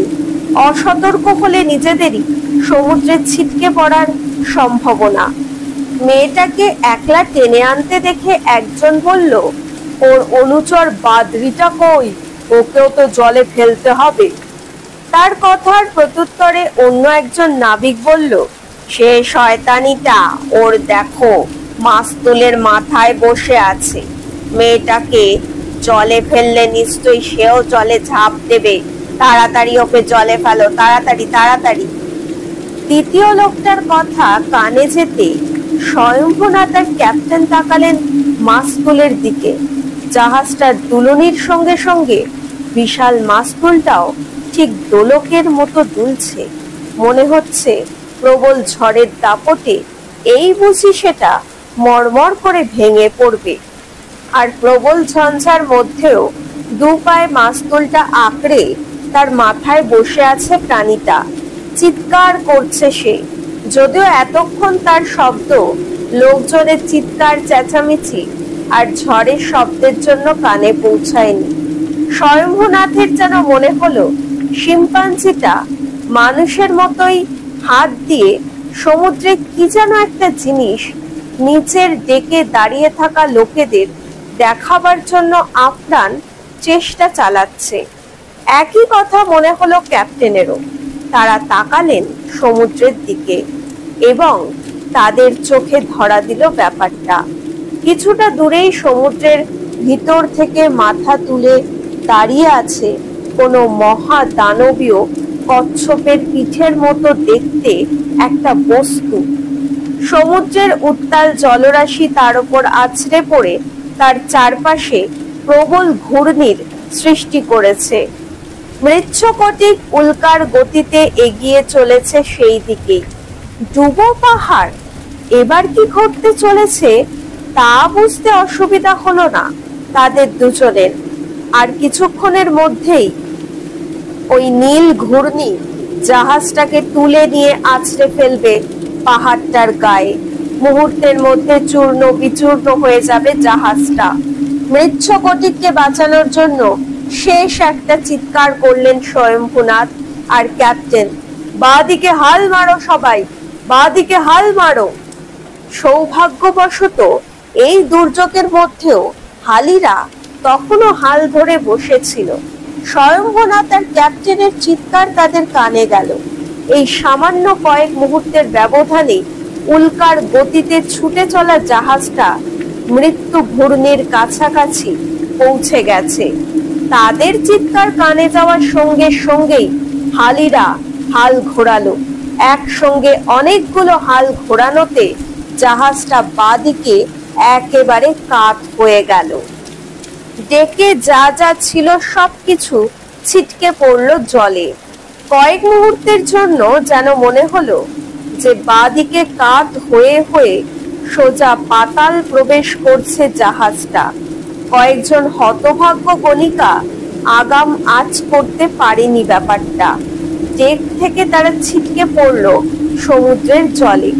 জাহাজটার সঙ্গে ডুবো পাহাড়ের নিচের দিকের একটা অংশের সংঘর্ষে জাহাজ থেকে ডান পাশে বাইরে বেরিয়ে থাকা সার সার দাঁড়গুলো কাঠির মতো ভেঙে দিয়ে আকাশের ছিটকে উঠল ঠিকই, কিন্তু জাহাজের মূল কাঠামোকে স্পর্শ করতে পারল না মৃত্যু। কাত হয়ে ডুবো পাহাড়টাকে তীর বেগে পাশ কাটিয়ে ডুবতে ডুবতেও এক সময় আবার সোজা হয়ে গেল জাহাজটা। আর এর কিছুক্ষণের মধ্যেই হঠাৎই যেন ভোজবাজির মতো মিলিয়ে গেল সেই ভয়ঙ্কর তুফান। মেঘের ফাঁক দিয়ে উঁকি মারতে শুরু করলো সূর্য। সারা জাহাজ জুড়ে উল্লাস ধ্বনি শোনা গেল, বেঁচে গেছি, বেঁচে গেছি, ঝড় থেমে গেছে, ঝড় থেমে গেছে। কিন্তু সেই বাচ্চা মেয়েটা কই? সমুদ্রে ছিটকে পড়লো নাকি? কিছুক্ষণের মধ্যে অবশ্য মেয়েটাকে দেখতে পেল তারা। জাহাজ যখন কাত হয় তখন তাকে যারা জলে ফেলতে যাচ্ছিল মেয়েটাকে ছেড়ে দিয়ে এটা ওটা আঁকড়ে ধরেছিল নিজেদেরকে বাঁচাবার জন্য। আর মেয়েটা ছিটকে পড়েছিল জাহাজের ডেকের এক কোণে কুণ্ডলীকৃত যে কাছিগুলো রাখা আছে তার মধ্যে। সেখানে আটকে যাওয়াতেই সে জলে পড়েনি, বেঁচে গেছে মেয়েটা। ইতিমধ্যে তার পোষ্যটাও মাস্তুল ছেড়ে তার কাছে নেমে এসেছে। দড়ি দড়ার মধ্যে যারা জড়াজড়ি করে বসে আছে। আশ্চর্যের ব্যাপার হলো যে নাবিকদের দল কিছুক্ষণ আগে মেয়েটাকে জলে ফেলতে যাচ্ছিল, তাদেরই মধ্যে একজন একবার হঠাৎ করে বলে উঠল, ওর জন্যই তো আমরা বেঁচে গেলাম, ওর বাদ্রিটাই তো ডুবো পাহাড়টা দেখালো, নইলে কেউ বাঁচতাম না আমরা।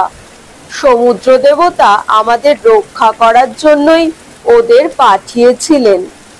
এই বলে সে ছুটে গিয়ে কোলে তুলে নিল তাকে। মেয়েটাকে নিয়ে আনন্দে মেতে উঠল নাবিকরা। এরপর হঠাৎই একজন বলল, কিন্তু সেই শয়তানিটা কই যে মেয়েটাকে জলে ফেলে আমাদের সবাইকে মারতে চেয়েছিল? আর একটু হলেই তো ডুবো পাহাড়ে ধাক্কা খেয়ে মরতাম আমরা। কইকেই এখন একটা ডেকের ধারে একটা খুঁটি ধরে দাঁড়িয়ে কাঁপছিল। নাবিকদের দৃষ্টি পড়ল তার ওপর। তারা বলে উঠল, জলে ফেলে দাও, জলে ফেলে দাও ওই পিশাচিকে। কথাটা শোনা মাত্রই কইকেই ডেক ছেড়ে ছুটে পালাতে যাচ্ছিল খোলের ভেতর, কিন্তু একজন নাবিক গিয়ে ধরে ফেললো তাকে। অন্যরাও ঘিরে ধরলো তাকে। নাবিকদের মাথায় যখন খুনের নেশা চাপে তখন তাদের নিরস্ত করা কঠিন হয়। বাচ্চা মেয়েটাকে তারা জলে ফেলতে পারেনি ঠিকই, কিন্তু সেই খুনের ভাবনাটা তখনও রয়ে গেছে তাদের অবচেতনে। যতক্ষণ না তারা কাউকে খুন করতে পারছে ততক্ষণ তাদের শান্তি হবে না। কাজেই ব্যাপারটা দেখে চুপ করে রইলেন স্বয়ম্ভূনাথ। কয়েকজন নাবিক পাজাকোলা করে উঠিয়ে নিল সেই বারবনিতাকে। তারপর ডেকের রেলিং এর কাছে নিয়ে গিয়ে তার হাত পা ধরে বেশ কয়েকবার দোল খাইয়ে তাকে জাহাজ থেকে ছুঁড়ে ফেললো সমুদ্রের বুকে। কইকেইয়ের আর্তচিৎকার গ্রাস করে নিল সমুদ্র। হয়তোবা সাপ মুক্তি ঘটলো সেই নারীর। দুর্যোগ থেকে পুনর্জন্ম লাভ করে ডেকে বেরিয়ে আসতে লাগলো বনিতাদের দল। ভর্তিকাও আছে তাদের মধ্যে। তার হাতে মেয়েটাকে আবার তুলে দিল নাবিকরা। সবাই ধীরে ধীরে উঠে এলো ডেকে। বৃষ্টি থেমে গেল। মেঘের আবরণ সরে গিয়ে দেখা দিল নীল আকাশ আর ঝলমলে সুন্দর রোদ, যেন কোনো সময়ই কিছুই হয়নি। একইভাবে আগের মতো ভেসে চলেছে ময়ূরপঙ্খী জাহাজ। ঝড় ঝঞ্ঝার ব্যাপারটা যেন নিছকই দুঃস্বপ্ন ছিল। শিম্পাঞ্জিটা আবার মাস্তুলের ওপরে চড়ে কসরত দেখাতে শুরু করলো নাবিকদের। জাহাজের সব নাবিক ও গণিকাদের গুনতি করলেন স্বয়ম্ভূনাথ। কইকেই ছাড়া 4 জন গণিকা আর 1 জন দাড়িকে পাওয়া যাচ্ছে না। সমুদ্র গ্রাস করে নিয়েছে তাদের। স্বয়ম্ভূনাথ হিসাব করে দেখলেন, এছাড়া ক্ষয়ক্ষতি বলতে জাহাজের এক পাশের দাঁড়গুলো ভেঙে গেছে, আর ডেকে রাখা পিপে আর আসবাবগুলো হারিয়ে গেছে। সামান্য কিছু জায়গা ক্ষতিগ্রস্ত হয়েছে সামুদ্রিক ঝড়ে। স্বয়ম্ভূনাথ আর ক্যাপ্টেন আলোচনা করে পাল খাটানোর নির্দেশ দিলেন। জাহাজে যে কাঠ আছে তা দিয়ে দড়ি বানানোর নির্দেশও দেওয়া হলো। এবার যে যার কাজে লেগে পড়ল নাবিক মাল্লার দল। মৎস্যগন্ধাকে নিয়ে ডেক ছেড়ে ভিতরে চলে গেল গণিকারা। মৃচ্ছকটিক শান্তভাবে ভেসে চলল আগের মতোই। দিগদর্শী চুম্বক কাঁটা জানিয়ে দিয়েছিল যে মৃচ্ছকটিক সমুদ্র ঝঞ্ঝার কবলে পড়ে তার যাত্রাপথ থেকে বেশ কিছুটা দক্ষিণে সরে এসেছে। জাহাজের অভিমুখ বদলে তাই গন্তব্যে পৌঁছতে বাড়তি অনেকটা সময় লাগলো জাহাজের। 4 দিন পর এক রৌদ্র উজ্জ্বল সকালে দেখা দিল তটরেখা। মৃচ্ছকটিক তার নাবিক গণিকা আর মৎস্যগন্ধাকে নিয়ে শেষ পর্যন্ত ফিরে এলো কালিকটে। সম্পদশালী বন্দর নগরী কালিকট। পার্শ্ববর্তী মালাবার ও অন্যান্য বন্দরগুলো থেকে সে আজ ছিনিয়ে নিয়ে এসেছে শ্রেষ্ঠত্বের মুকুট। অথচ সমুদ্র ব্যবসায়ীদের কাছে অনেক বেশি সুবিধাজনক ছিল মালাবার বন্দরই। ভৌগোলিক সুবিধার দিক থেকেও নিরাপত্তার দিক থেকে কালিকট বন্দর জাহাজ ফেরাবার পক্ষে উপযোগী ছিল না। উপকূলে কাদামাটির চড়ায় এই তো সেদিনও গাছের গুড়ির মতো পড়ে থাকতো কুমিরের দল। অসতর্ক কোনো নাবিক জাহাজ বা কোনো নৌকা থেকে নেমে কর্দমাক্ত তটরেখা অতিক্রম করে নগরীতে প্রবেশ করতে গিয়ে কুমিরের খাদ্যে পরিণত হতো। মৌসুমী বায়ুর ধাক্কায় প্রবল জলোচ্ছ্বাস প্লাবিত করত নগরীকে। তাছাড়া জলদস্যুর উৎপাত তো ছিলই, কিন্তু এই সব প্রতিকূলতাকে অতিক্রম করতে পেরেছে শাসক, সামরিন ও কালিকটের বণিকদের সম্মিলিত ইচ্ছা শক্তি। শাসক সামরিন বাণিজ্য প্রসারের জন্য ও নগরীর উন্নতির জন্য নানা নীতি গ্রহণ করেছেন। জলোচ্ছ্বাস থেকে নগরীকে বাঁচাবার জন্য ঘোড়সওয়ারের কোমর সমান উঁচু প্রাচীর গড়েছেন উপকূল নগরীর চারপাশে। বন্দর অঞ্চল ঘিঞ্জি হলেও নগরীকে একটু ভিতর দিকে সরিয়ে নিয়ে গিয়ে সেখানে চওড়া রাস্তাঘাট নির্মাণ করেছেন। মালাবার সহ আশেপাশের বেশ কয়েকটা বন্দরে নিয়ম আছে যে কোনো জাহাজ যদি মিষ্টি জল সংগ্রহের জন্য বন্দরে ভেড়ে তবে তাকে শুল্ক দিতে হবে, অথবা কোনো জাহাজ তার গন্তব্য ছিল অন্য কোনো জায়গা, সে যদি সামুদ্রিক ঝঞ্ঝা বা অন্য কোনো বিপদের সম্মুখীন হয়ে বন্দরে ভেড়ে অথবা উপকূল অঞ্চলে ভেঙে বা সমুদ্র যাত্রার অনুপযুক্ত হয়, তবে সেই পণ্য জাহাজগুলোর যাবতীয় সম্পত্তি বাজেয়াপ্ত করতে পারেন সেখানকার শাসক। কিন্তু সম্রাট সামরিন এসব শুল্ক বা বাজেয়াপ্তকরণের নীতি তুলে দিয়েছেন কালিকট থেকে। কড়া হাতে দমন করেছেন এই জলদস্যুদের।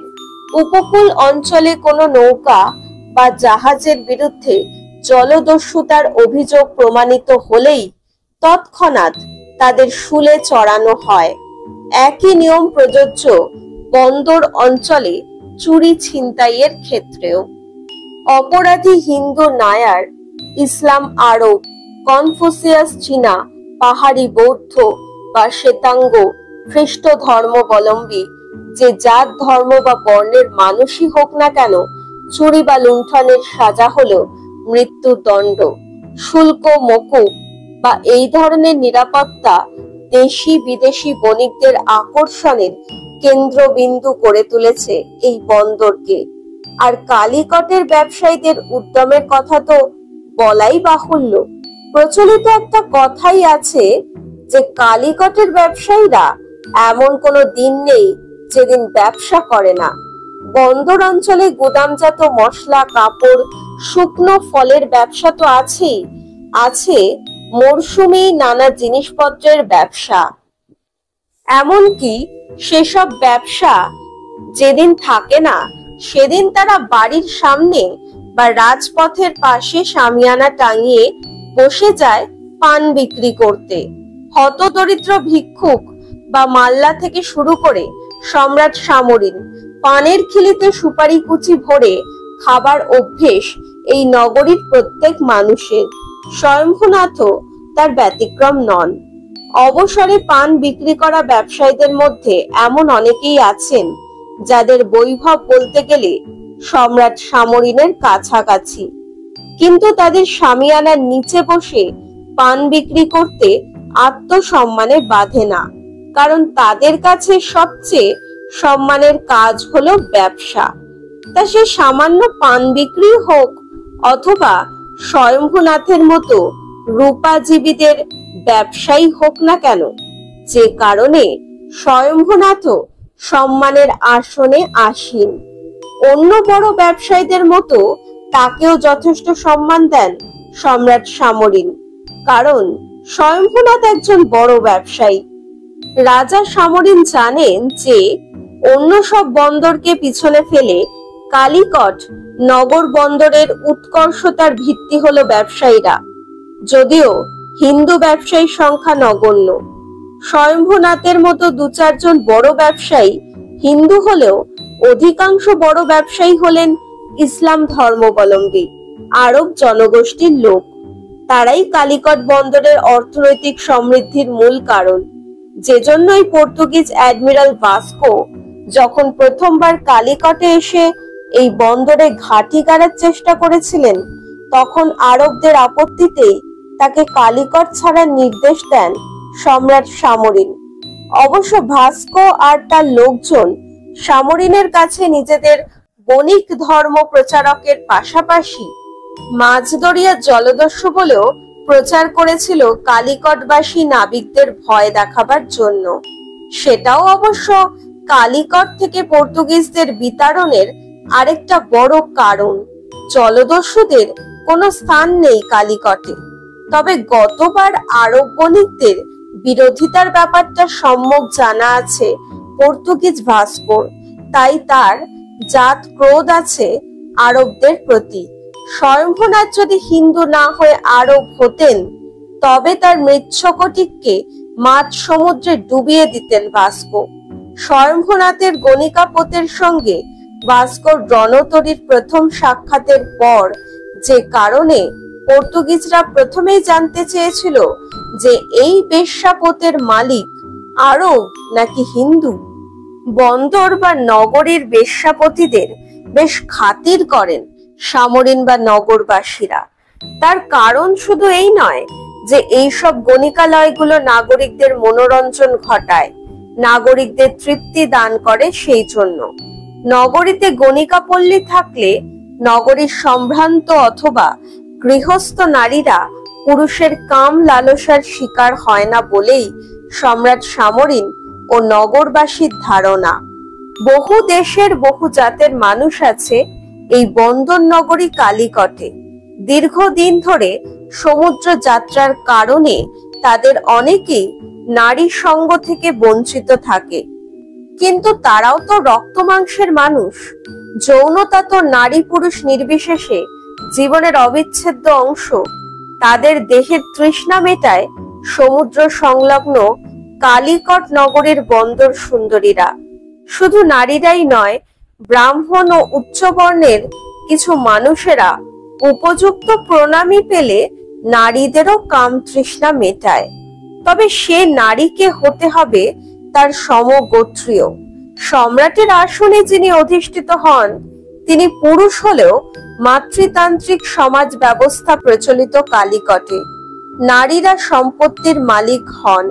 তিনিই নির্ধারণ করেন পারিবারিক সম্পত্তির হস্তান্তর কার কাছে কিভাবে হবে, একজন নারী আইনসম্মতভাবে 3 জন পুরুষের সঙ্গে সহবাস করতে পারে এবং তা করে থাকে। তবে এক দ্বিপ্রহর থেকে দ্বিতীয় দ্বিপ্রহরের মধ্যে দ্বিতীয় কোনো পুরুষের সঙ্গে মিলন নিষিদ্ধ। পুরুষের মতো নারীও বহুগামিনী। কালিকটের জনসাধারণের যে ব্যক্তি স্বাধীনতা আছে তা ইউরোপের কোথাও নেই। বর্ধিষ্ণু এই জনপদের লোকজন বেশ শৌখিনও বটে। সাধ্যমতো সোনার উপর অলংকার, সিন্ধু ছেঁচে আনা পারসিক মুক্ত ধারণ করে তারা। ফুল তাদের বিশেষ প্রিয়। গোলাপ আর হাসনোহানা ফুলের বহু বাগিচা আছে এখানে। সূর্য ডোবার পর যখন সমুদ্র থেকে ঠান্ডা বাতাস ভেসে আসে নগরীর ভিতর, তখন ফুলের সুবাসে ভরে ওঠে চারপাশ। চাঁদের আলো রাতের বেলা মায়া ছড়ায় এই নগরীর উপর। আবার দিনের আলোতে উদ্ভাসিত হয় কর্মচঞ্চল ব্যস্ত কালিকট নগরী। মন্দিরের মাথার উপর বসানো স্বর্ণ কলসগুলো দ্যুতি ছড়ায় সূর্যালোকে। এই নগরীতেই জন্মেছেন স্বয়ম্ভূনাথ। শৈশব, কৈশোর, যৌবন, মধ্যবয়স অতিক্রম করে তিনি এখন বার্ধক্যের সীমানায় উপনীত। এই নগরীর সঙ্গে জড়িয়ে আছে স্বয়ম্ভূনাথের জীবন। কালিকট বন্দর চোখে পড়তেই উদ্বেল হয়ে ওঠে স্বয়ম্ভূনাথের মন। কতদিন পর তিনি আবার ফিরে এলেন তার প্রিয় নগরীতে। পাড় থেকে কিছুটা তফাতে এসে দাঁড়িয়ে পড়ল ময়ূরপঙ্খী। জলের নাব্যতা কম, তাই আর এগোনো যাবে না। কিন্তু বন্দরে পৌঁছাবার পর চারপাশের পরিবেশ কেমন যেন অদ্ভুত মনে হলো স্বয়ম্ভূনাথের। কোনো জাহাজকে তীরের দিকে আসতে দেখলেই লোকজন পাড়ের কাছে ভিড় করে দাঁড়ায়, জাহাজ কি নিয়ে এসেছে তা দেখার জন্য। ছোট ছোট শালতিগুলো পিলপিল করে ছুটে এসে ঘিরে ফেলে জাহাজকে, পণ্য আর যাত্রী পরিবহনের জন্য। হতে পারে মৃচ্ছকটিক পণ্যবাহী জাহাজ নয়, তবুও সমুদ্র জীবন কাটিয়ে সে যতবার ঘরে ফিরেছে ততবার তাকেই ঘিরে ধরেছে কিছু মানুষ, পতিতাদের দালাল। জাহাজকে কাদামাটির ওপর দিয়ে যে প্রশিক্ষিত হাতিরা পাড়ে টেনে তোলে তার মালিকরা। জাহাজ যে উদ্ধৃত খাবার রসদ নিয়ে ফিরেছে তা কম দামে কিনে নেবার লোকেরা, এবং অবশ্যই শুল্ক দপ্তরের লোকজন। কিন্তু আজ তাদের কারোরই দেখা মিলল না। মৃচ্ছকটিককে স্বাগত জানাবার জন্য কেউ ভিড় জমালো না তার গায়ে। বন্দরে খুব সামান্য কয়েকজন লোক চোখে পড়ছে। স্বয়ম্ভূনাথের ময়ূরপঙ্খী যেখানে এসে থেমেছে তার কাছাকাছি আরো কয়েকটা জাহাজ দাঁড়িয়ে থাকলেও তা জনশূন্য বলেই মনে হচ্ছে। বেশ কিছুক্ষণ সময় অপেক্ষা করার পরও যখন তাকে আপ্যায়নের জন্য কেউ এগিয়ে এলো না, তখন জাহাজ থেকে দুটো নৌকো নামালেন স্বয়ম্ভূনাথ। গণিকা আর কৃতদাসীদের ময়ূরপঙ্খীতে নাখোদা বা ক্যাপ্টেনের তত্ত্বাবধানে রেখে কয়েকজন অনুচরকে নিয়ে সে দুটো নৌকাতে চেপে বসলেন তিনি। চড়ায় এসে আটকে গেল নৌকো। সামনের বেশ কিছুটা জমি নোংরা কাদামাটি ভরা। জোয়ারের সময় জলে ঢেকে যায় জায়গাটা। মাটির ওপর লাল কাঁকড়ার গর্ত। শিগাল আর লম্বা হাড়গিলে পাখির দল ঘুরে বেড়াচ্ছে খাদ্য অন্বেষণে। জাহাজের নানা আবর্জনাও জমা হয় সেইখানে। নৌকা থেকে নেমে সেই নোংরা কর্দমাক্ত পুঁতিগন্ধময় জায়গাটা অতিক্রম করে স্বয়ম্ভূনাথ উঠে দাঁড়ালেন শক্ত মাটিতে। অঞ্চলটা অত্যন্ত ঘিঞ্জি। চারপাশে ছোট বড় ঘর বাড়ি, নিচু শ্রেণীর মাল্লা মাঝি, জাহাজ মেরামতকারী, পণ্য ব্যবসায়ী, ফরে দালালদের বাসস্থান। আছে অসংখ্য শুঁড়িখানা আর ছোট বড় বেশ্যালয়। আর তারই মাঝে দাঁড়িয়ে আছে পণ্য মজুতের জন্য ইটের তৈরি বিরাট বিরাট গুদাম ঘর। এইসব গুদাম ঘরে সারা বছর সুতি আর রেশমের কাপড়ের গাঁঠরি উপচে থাকে। এছাড়াও থাকে মন মন এলাচ, লবঙ্গ, গোলমরিচ, দারচিনি সহ নানা ধরনের মশলা, চন্দন কাঠ থেকে শুরু করে হাতির দাঁতও। এছাড়া নারকেল আর ছোবরার স্তূপ তো আছে। কত বিচিত্র ধরনের মানুষ যে বন্দর অঞ্চলে ঘোরাফেরা করে পেটের জন্য, তার হিসেব নেই। হিসেব নেই কত জাতের মানুষ এখানে আছে। হিন্দু, নায়ার, আরব, তুর্কি, পার্সিক, সিরীয়, চৈনিক থেকে শুরু করে আফ্রিকান কাফরিরাও। এখানে যেমন দেখা মেলে সবুজ পাগড়ি পরা হজ যাত্রীদের, আর তেমনি দেখা মেলে সাদা ধুতি পৈতেধারী, কপালে বাহুতে চন্দন লেপা ব্রাহ্মণদের, যারা সমুদ্র জাহাজে ভাসার আগে তার মঙ্গল কামনায় পূজা অর্চনার কাজ করে, গণৎকারের কাজ করে। আর অবশ্যম্ভাবী রূপে আছে অগণিত মাতাল জুয়ারি বেশ্যারা, যে কোনো বন্দরেই যাদের দেখা মেলে।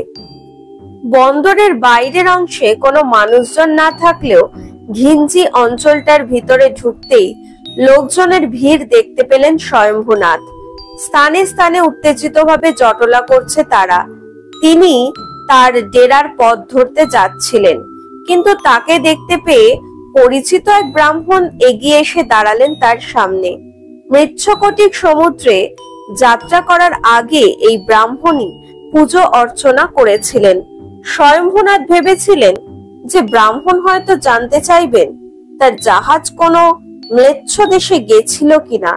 যদি গিয়ে থাকে তবে নগদ অর্থের বিনিময়ে তার জন্য প্রায়শ্চিত্ত করবেন ব্রাহ্মণ। কিন্তু ব্রাহ্মণ সেসব প্রশ্ন করলেন না। তিনি উত্তেজিতভাবে বললেন, কবে ফিরলেন? খবর শুনেছেন কিছু? আজই ফিরলাম, এখনই। কিসের খবর? ব্রাহ্মণ বললেন, বছর খানেক আগে যে পর্তুগিজ বণিকটাকে রাজা তাড়িয়ে দিয়েছিলেন, সে আবার ফিরে এসেছে। এবার আর বণিকের বেশে নয়, সে এসেছে এখানকার বাণিজ্যের দখল নিতে। অ্যাডমিরাল ভাস্কো নামের লোকটা অনেক যুদ্ধ জাহাজ সঙ্গে এনেছে। হজ যাত্রীদের মক্কা ফেরত একটা জাহাজকে সে মাঝ সমুদ্রে পুড়িয়ে দিয়েছে। তারপর কন্ননর হয়ে উপস্থিত হয়েছে এখানে। বন্দরের উত্তরে মাইল 3 দূরে সমুদ্রের মধ্যে সেই নৌবহর অবস্থান করছে। রাজা সামরিনকে তারা বার্তা পাঠিয়েছে যে অবিলম্বে সব আরব ব্যবসায়ীদের তাড়িয়ে দিতে হবে এবং তাদের হাতে কালিকট বন্দরের নিয়ন্ত্রণ তুলে দিতে হবে, নইলে নাকি তারা নিজেরাই বন্দরের দখল নেবে।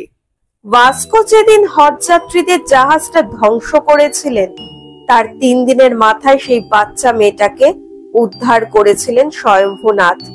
তারপর ঝঞ্ঝার কবলে পড়ে যাত্রাপথ পরিবর্তন হওয়ায় মৃচ্ছকটিকের বন্দরে ফিরতে সময় লেগেছে আরো 4 দিন। অর্থাৎ হজ যাত্রীদের জাহাজে আগুন লাগার পর একটা সপ্তাহ কেটে গেছে। তার মধ্যে ভাস্কো কন্ননরে পৌঁছে সেখানকার রাজার থেকে সামরিনের বিরুদ্ধে যুদ্ধে সাহায্যের প্রতিশ্রুতি আদায় করে 3 দিন আগে কালিকট বন্দরের কাছে ঘাঁটি গেড়েছেন। এই ব্যাপারগুলো জানা ছিল না স্বয়ম্ভুনাথের, অবশ্য জানার কথাও নয়। ভাস্কোর সঙ্গে স্বয়ম্ভুনাথের দেখা হয়েছিল মাসখানেক আগে মাঝ সমুদ্রে। তার সঙ্গে সেই সাক্ষাতের কথা ব্রাহ্মণকে জানানো সমীচীন মনে করলেন না স্বয়ম্ভুনাথ। ব্যাপারটা চেপে গিয়ে তিনি জানতে চাইলেন। তারপর ব্রাহ্মণ বললেন, রাজা তো অ্যাডমিরালের প্রস্তাবে রাজি হননি, হওয়া সম্ভব নয়। যুগ যুগ ধরে আরব ব্যবসায়ীরা এখানে আছে, কালিকটের সমৃদ্ধির মূলে তো ওরাই। কিন্তু পর্তুগিজ অ্যাডমিরালও তার প্রস্তাবে অনড়। দফায় দফায় আলোচনা চলছে। রাজা সামরিন আজ 2 সঙ্গী সহ এক ব্রাহ্মণকে পর্তুগিজদের জাহাজে পাঠিয়েছেন আলোচনার জন্য। রাজা তাদের মাধ্যমে খবর পাঠিয়েছেন যে পর্তুগিজদের দাবি তার পক্ষে মানা সম্ভব নয়। তাদের অন্য কোনো দাবি বা প্রস্তাব থাকলে তা নিয়ে আলোচনা করা যেতে পারে। কিন্তু দুপক্ষই যদি নিজেদের সিদ্ধান্তে অনড় থাকে, তবে মনে হয় যুদ্ধ বাঁধবে। সতর্কমূলক ব্যবস্থা হিসেবে বন্দর ছেড়ে সবাই শহরের ভিতরে চলে যাচ্ছে। মালপত্রর গুদামও খালি করে ফেলা হবে। সবাই এখন অপেক্ষা করছে যে 3 জন লোককে পর্তুগিজদের কাছে পাঠানো হয়েছে, তারা ফিরে এসে কি সংবাদ দেয় তার জন্য। তবে পরিস্থিতি খুব একটা সুবিধের নয় বলেই মনে হচ্ছে। কথাগুলো বলে এরপর আর দাঁড়ালো না ব্রাহ্মণ। নতুন কোনো খবরের প্রত্যাশায় একটা ভিড়ের দিকে এগিয়ে গেল। ব্যাপারটার গুরুত্ব বুঝতে অসুবিধা হলো না স্বয়ম্ভূনাথের। তিনি তো নিজের চোখেই দেখেছেন ভাস্কর নৌবহরকে। সার সার কামান বসানো আছে তার ডেকে। ওসব কামান সম্মিলিত জাহাজ নিয়ে কেউ বাণিজ্য করতে বেরোয় না, যুদ্ধ করতে বেরোয়। তাছাড়া ভাস্কর কালিকটে দুর্গ তৈরির কথাটা এক গণিকার মাধ্যমে শুনেছেন তিনি। রাজা সামরিন হিন্দু, স্বয়ম্ভূনাথ হিন্দু বলে রাজার আস্থাভাজন। রাজা বেশ কয়েকবার কুমারী কন্যা কিনেছেন স্বয়ম্ভূনাথের কাছ থেকে। যতই ভাস্কর কাছ থেকে তিনি জেপাং নারী সরবরাহের বরাত পান, রাজা সামরিনের পাশেই দাঁড়াতে হবে তাকে। স্বয়ম্ভূনাথ তার পার্শ্বচরদের বললেন, দ্রুত নৌকার ব্যবস্থা করে গণিকাদের কৃতদাসীদের আমার গণিকালয়ে নিয়ে এসো, আর নাবিকদেরও বন্দরে উঠে আসতে বলো। নাখোদাও যেন জাহাজ ত্যাগ করেন। একথা বলার পর স্বয়ম্ভূনাথের হঠাৎ মনে পড়ে গেল সেই ছোট্ট মেয়েটার কথা। ডুবো পাহাড়ের নিশ্চিত মৃত্যুর হাত থেকে বেঁচে ফেরার পর কেন জানি স্বয়ম্ভূনাথের মনেও ধারণা জন্মেছে যে ওই বালিকা দৈব প্রেরিত, তার জন্যই রক্ষা পেয়েছে সবাই। স্বয়ম্ভূনাথের কথা শুনে তার নির্দেশ পালনের জন্য এগোচ্ছিল অনুচরেরা, কিন্তু তারা যাবার আগে তিনি তাদের নির্দেশ দিলেন, শুধু ওই বাচ্চা মেয়েটা, তার সঙ্গিনী বাদ্রিটা আর গণিকা ভর্তিকাকে আমার গৃহে আনবে, ওরা ওখানেই থাকবে। তার লোকজন চলে গেল ময়ূরপঙ্খী খালি করার ব্যবস্থা করার জন্য, আর স্বয়ম্ভূনাথ এগোলেন তার বাড়িতে ফেরার জন্য। বন্দর থেকে একটু এগোলেই তার বিশাল গণিকালয়, অনেক কক্ষ সম্মিলিত বিশাল বাড়িটা। রাস্তার ধারে সার সার ঘরের সামনে দাঁড়িয়ে আছে খদ্দের প্রত্যাশী গণিকারা। সরু গলিটাতে সবসময় জাহাজিদের ভিড় লেগেই থাকে, কিন্তু আজ সেখানে খদ্দেরদের ভিড় নেই, গণিকারাই শুধু দাঁড়িয়ে আছে। প্রভুকে দেখতে পেয়ে মাথা ঝুঁকিয়ে সম্মান জানালো তারা। স্বয়ম্ভূনাথ একবার শুধু তাকালেন বাড়িটার দিকে, কিন্তু সেখানে থামলেন না। সর্পিল পথটা এগিয়ে গিয়ে মিশেছে পাকা সড়কের সঙ্গে। সেই সড়ক আরো এগিয়ে প্রধান সড়কের সঙ্গে যুক্ত হয়ে গিয়ে থেমেছে রাজা সামরিনের প্রাসাদের সামনে। পাকা সড়কের দুপাশ থেকে শুরু হয়েছে ধনী ব্যবসায়ীদের বাসস্থান। স্বয়ম্ভূনাথের বাসস্থানও সেখানেই। নারকেল গাছ ঘেরা কয়েকটা জমি নিয়ে তার বাড়ি। দীর্ঘ সমুদ্র যাত্রার শেষে অবশেষে এক দুর্যোগপূর্ণ দিনে ঘরে ফিরলেন স্বয়ম্ভূনাথ। ওদিকে তার অনুচরেরা ময়ূরপঙ্খী থেকে নামিয়ে আনলো সবাইকে। নামলো সেই বাচ্চা মেয়েটাও। এই কালিকট বন্দর থেকেই আব্বুর কোলে চেপে একদিন জাহাজে উঠেছিল সে। রৌদ্র করজ্জ্বল সেই দিনটা কি সুন্দর ছিল। অনেক লোকের ভিড় ছিল চারপাশে। বহু মানুষ যাত্রীদের বিদায় দেবার জন্য উপস্থিত হয়েছিল বন্দরে। সবুজ পতাকায় সাজানো হয়েছিল সারা বন্দর। জরিদার ঝলমলে নিশানো উঠছিল চারদিকে। লোকজনের ব্যস্ততা, চিৎকার চেঁচামেচিতে মুখরিত ছিল বন্দর। সেদিনের সেই বন্দরের সঙ্গে আজকের এই বন্দরের কোনো মিল নেই। চারপাশে সব ফাঁকা হয়ে গেছে। অশুভ কোনো ঘটনার আশঙ্কায় নিশ্চুপ ভাবে দাঁড়িয়ে আছে কালিকট বন্দর। অবশ্য বন্দরের পরিস্থিতি স্বাভাবিক থাকলেও হয়তো তাকে চিনতে পারতো মেয়েটা। তার চোখে শুধু জেগে আছে সেই দৃশ্য। অকুল দরিয়ায় খাঁচা বন্দি অবস্থায় সে ভেসে চলেছে। ঢেউয়ের তালে সে উঠছে, নামছে, ডুবছে, ভাসছে। চারপাশে শুধু জল আর জল, দিকচিহ্নহীন অসীম জলরাশি। প্রভু স্বয়ম্ভুনাথের নির্দেশ মোতাবেক বাচ্চা মেয়েটাকে তার বাদ্রি আর গণিকা ভর্তিকার সঙ্গে পৌঁছে দেওয়া হলো স্বয়ম্ভুনাথের বাসস্থানে। ভর্তিকার তত্ত্বাবধানে সে গৃহেই থাকার ব্যবস্থা করা হলো মৎস্যগন্ধা ও তার পোষ্যের। দীর্ঘদিন পরে ঘরে ফিরেছেন মালিক। স্বাভাবিকভাবেই নিজ গৃহে বেশ কিছু কার্য সম্পাদন করতে হলো তাকে। অনেকদিন পর সমুদ্রের নোনা জলের পরিবর্তে কূপের মিষ্টি জলে স্নান করে বেশ আরাম বোধ করলেন তিনি। সমুদ্রের নোনা বাতাস দেহের চামড়াকে রুক্ষ করে তোলে, ফাটিয়ে দেয়। তার উপর নোনা জলে স্নান করলে যে জ্বলুনি হয় তার থেকে মুক্তি পেলেন তিনি। তারপর খাওয়া সেরে পালঙ্কে শুয়ে পড়লেন। পর্তুগিজদের এই ব্যাপারটা নিয়ে তার মনের মধ্যে উৎকণ্ঠা জেগেছে ঠিকই, কিন্তু দীর্ঘ সমুদ্রযাত্রার ক্লান্তিতে ঘুম নেমে এলো তার চোখে। স্বপ্ন দেখতে শুরু করলেন স্বয়ম্ভুনাথ। তার ময়ূরপঙ্খী নাও নিয়ে অকুল পাথারে ভাসছেন তিনি। ধীরে ধীরে মেঘ জমতে শুরু করলো। এক সময় তা ঘন গাঢ় হয়ে সূর্যকে ঢেকে দিল। কালো হয়ে উঠল সমুদ্রের জলও। দিনের বেলায় যেন রাতের অন্ধকার নেমে এলো সমুদ্রের বুকে। তারপর শুরু হলো মুষলধারে বৃষ্টি আর বাতাস। সমুদ্রের জলও এরপর ফুঁসে উঠতে লাগলো। সমুদ্রের ঢেউগুলো পাতাল থেকে উঠে আসা লক্ষ ফনাওয়ালা নাগিনীর মতো ছোবল মারতে শুরু করলো জাহাজের গায়ে। ডেকেই দাঁড়িয়েছিলেন স্বয়ম্ভুনাথ। একসময় তিনি বুঝতে পারলেন জাহাজের ওপর আর কারো নিয়ন্ত্রণ নেই। উল্কার গতিতে অজানার উদ্দেশ্যে ছুটে চলেছে তার প্রমত্তরী। মাল্লারা সব চারপাশে ছোটাছুটি চিৎকার শুরু করেছে। নারীদের আতঙ্কিত ক্রন্দন ধ্বনি শুরু হয়েছে খোলের ভিতরে। প্রধান মাস্তুলটা এমন ভাবে কাঁপছে যে এখনই হয়তো সেটা মরমর করে ভেঙে পড়বে। হঠাৎ দিগদর্শী চিৎকার করে উঠল, ডুবো পাহাড়, ডুবো পাহাড়। এই কথায় মুহূর্তের মধ্যে আরো আতঙ্ক ছড়িয়ে পড়ল চারিদিকে। নাবিকরা পাগলের মতো কেউ কেউ আর্তনাদ করে উঠল। স্বয়ম্ভুনাথ দিগদর্শীর চিৎকার শুনে সামনে তাকিয়ে দেখতে পেলেন অন্ধকার জলতলের ভিতর থেকে জেগে ওঠা সেই পাহাড়টাকে।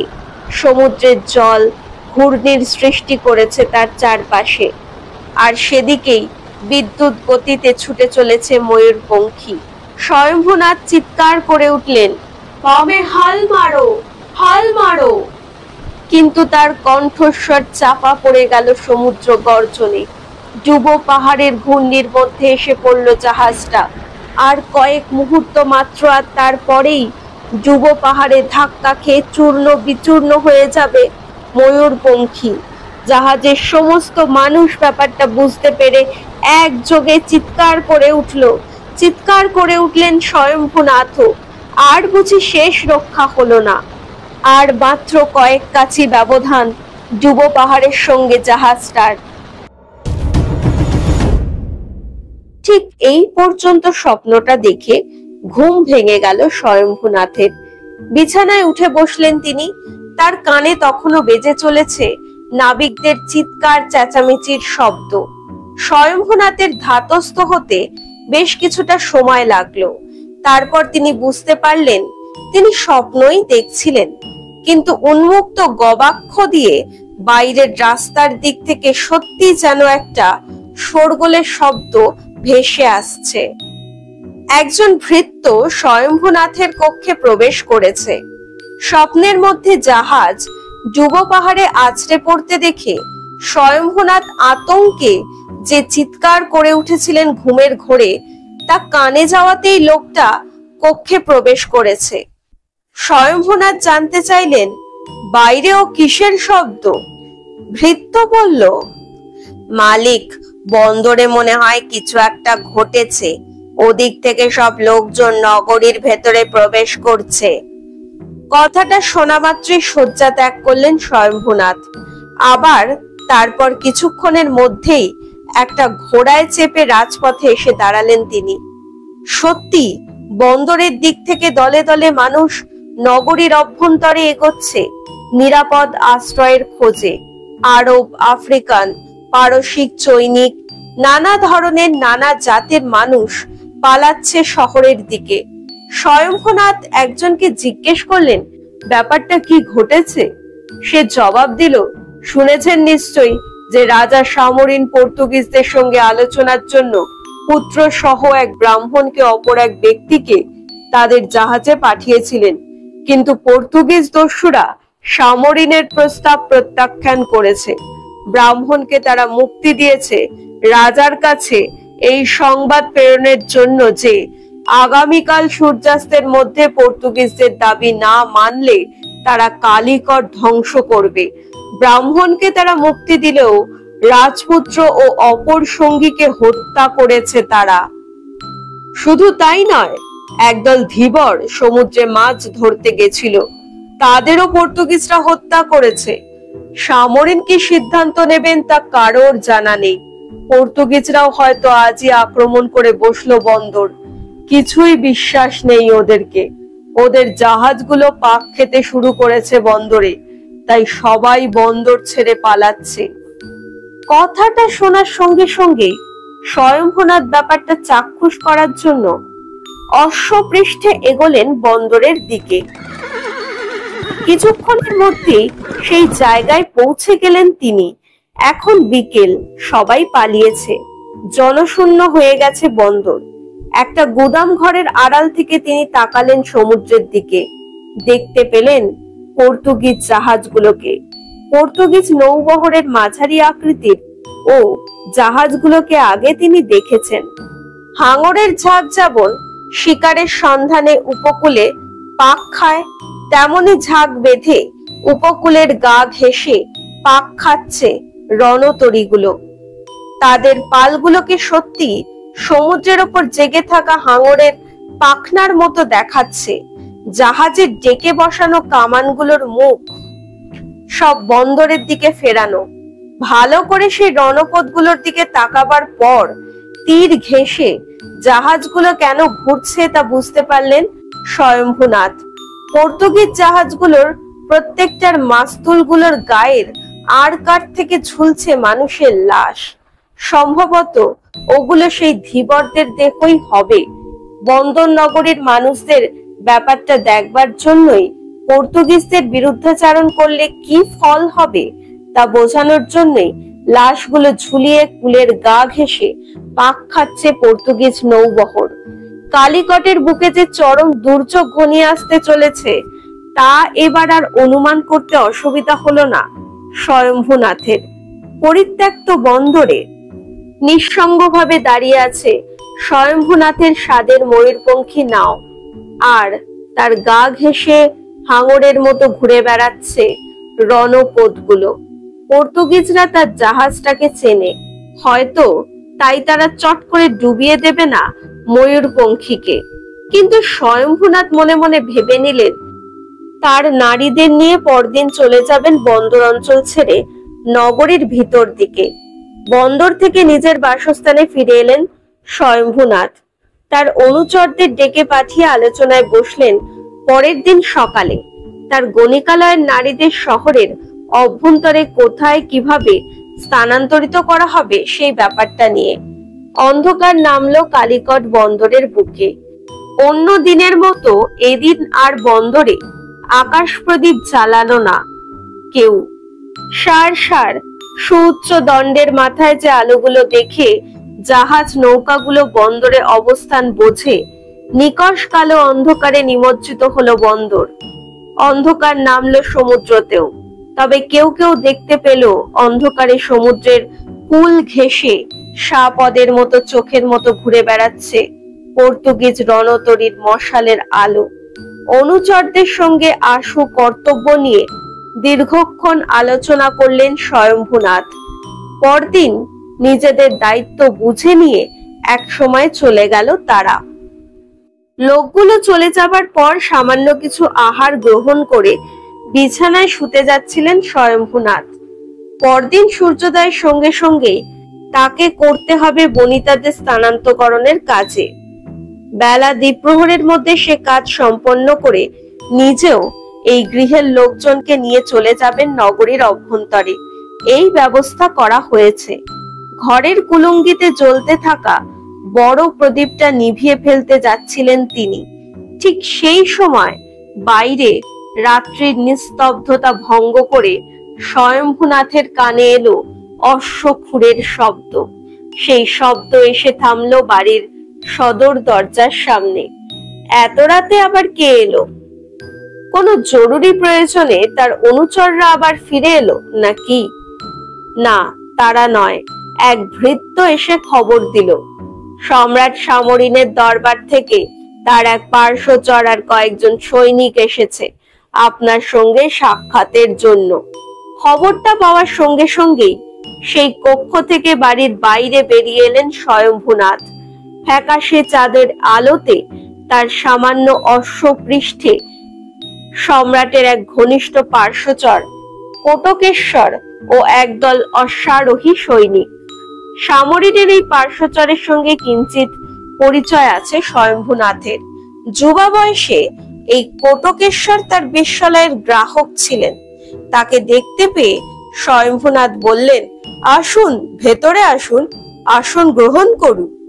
কোটকেশ্বর বেশ উদ্বিগ্ন ভাবে বললেন, না, আজ আর সেই সময় নেই বণিক। কাল সকালে সম্রাট তার প্রাসাদে আপনার সঙ্গে সাক্ষাতে আগ্রহী। বিষয়টি অত্যন্ত গুরুত্বপূর্ণ, এই খবরটাই জানাতে এলাম। সম্রাটের ইচ্ছা মানে তো আদেশ। কাজেই স্বয়ম্ভূনাথ বললেন, আমি সম্রাটের আজ্ঞাবাহী দাস, তার নির্দেশ মতো যথাসময়ে তার প্রাসাদে উপস্থিত হব। কোটকেশ্বর তার জবাব শুনে বললেন, ধন্যবাদ। তারপর স্বয়ম্ভূনাথকে আর কোনো প্রশ্ন করার সুযোগ না দিয়ে ঘোড়ার মুখ ফিরিয়ে দলবল সমেত চলে গেলেন।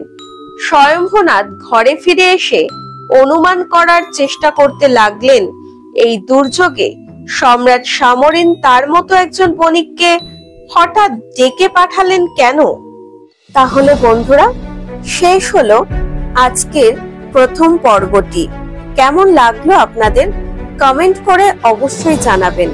আর ভালো লাগলে প্লিজ একটা লাইক করে দেবেন আর চ্যানেলটি তাড়াতাড়ি সাবস্ক্রাইব করে পাশে থাকবেন। তাম্রলিপ্ত বন্দরের অন্ধকার গলিতে লুকিয়ে থাকা এই প্রেম আর ষড়যন্ত্রের গল্প তো এখনো অনেকটা বাকি। স্বয়ম্ভূনাথের শেষ অবধি কি হবে?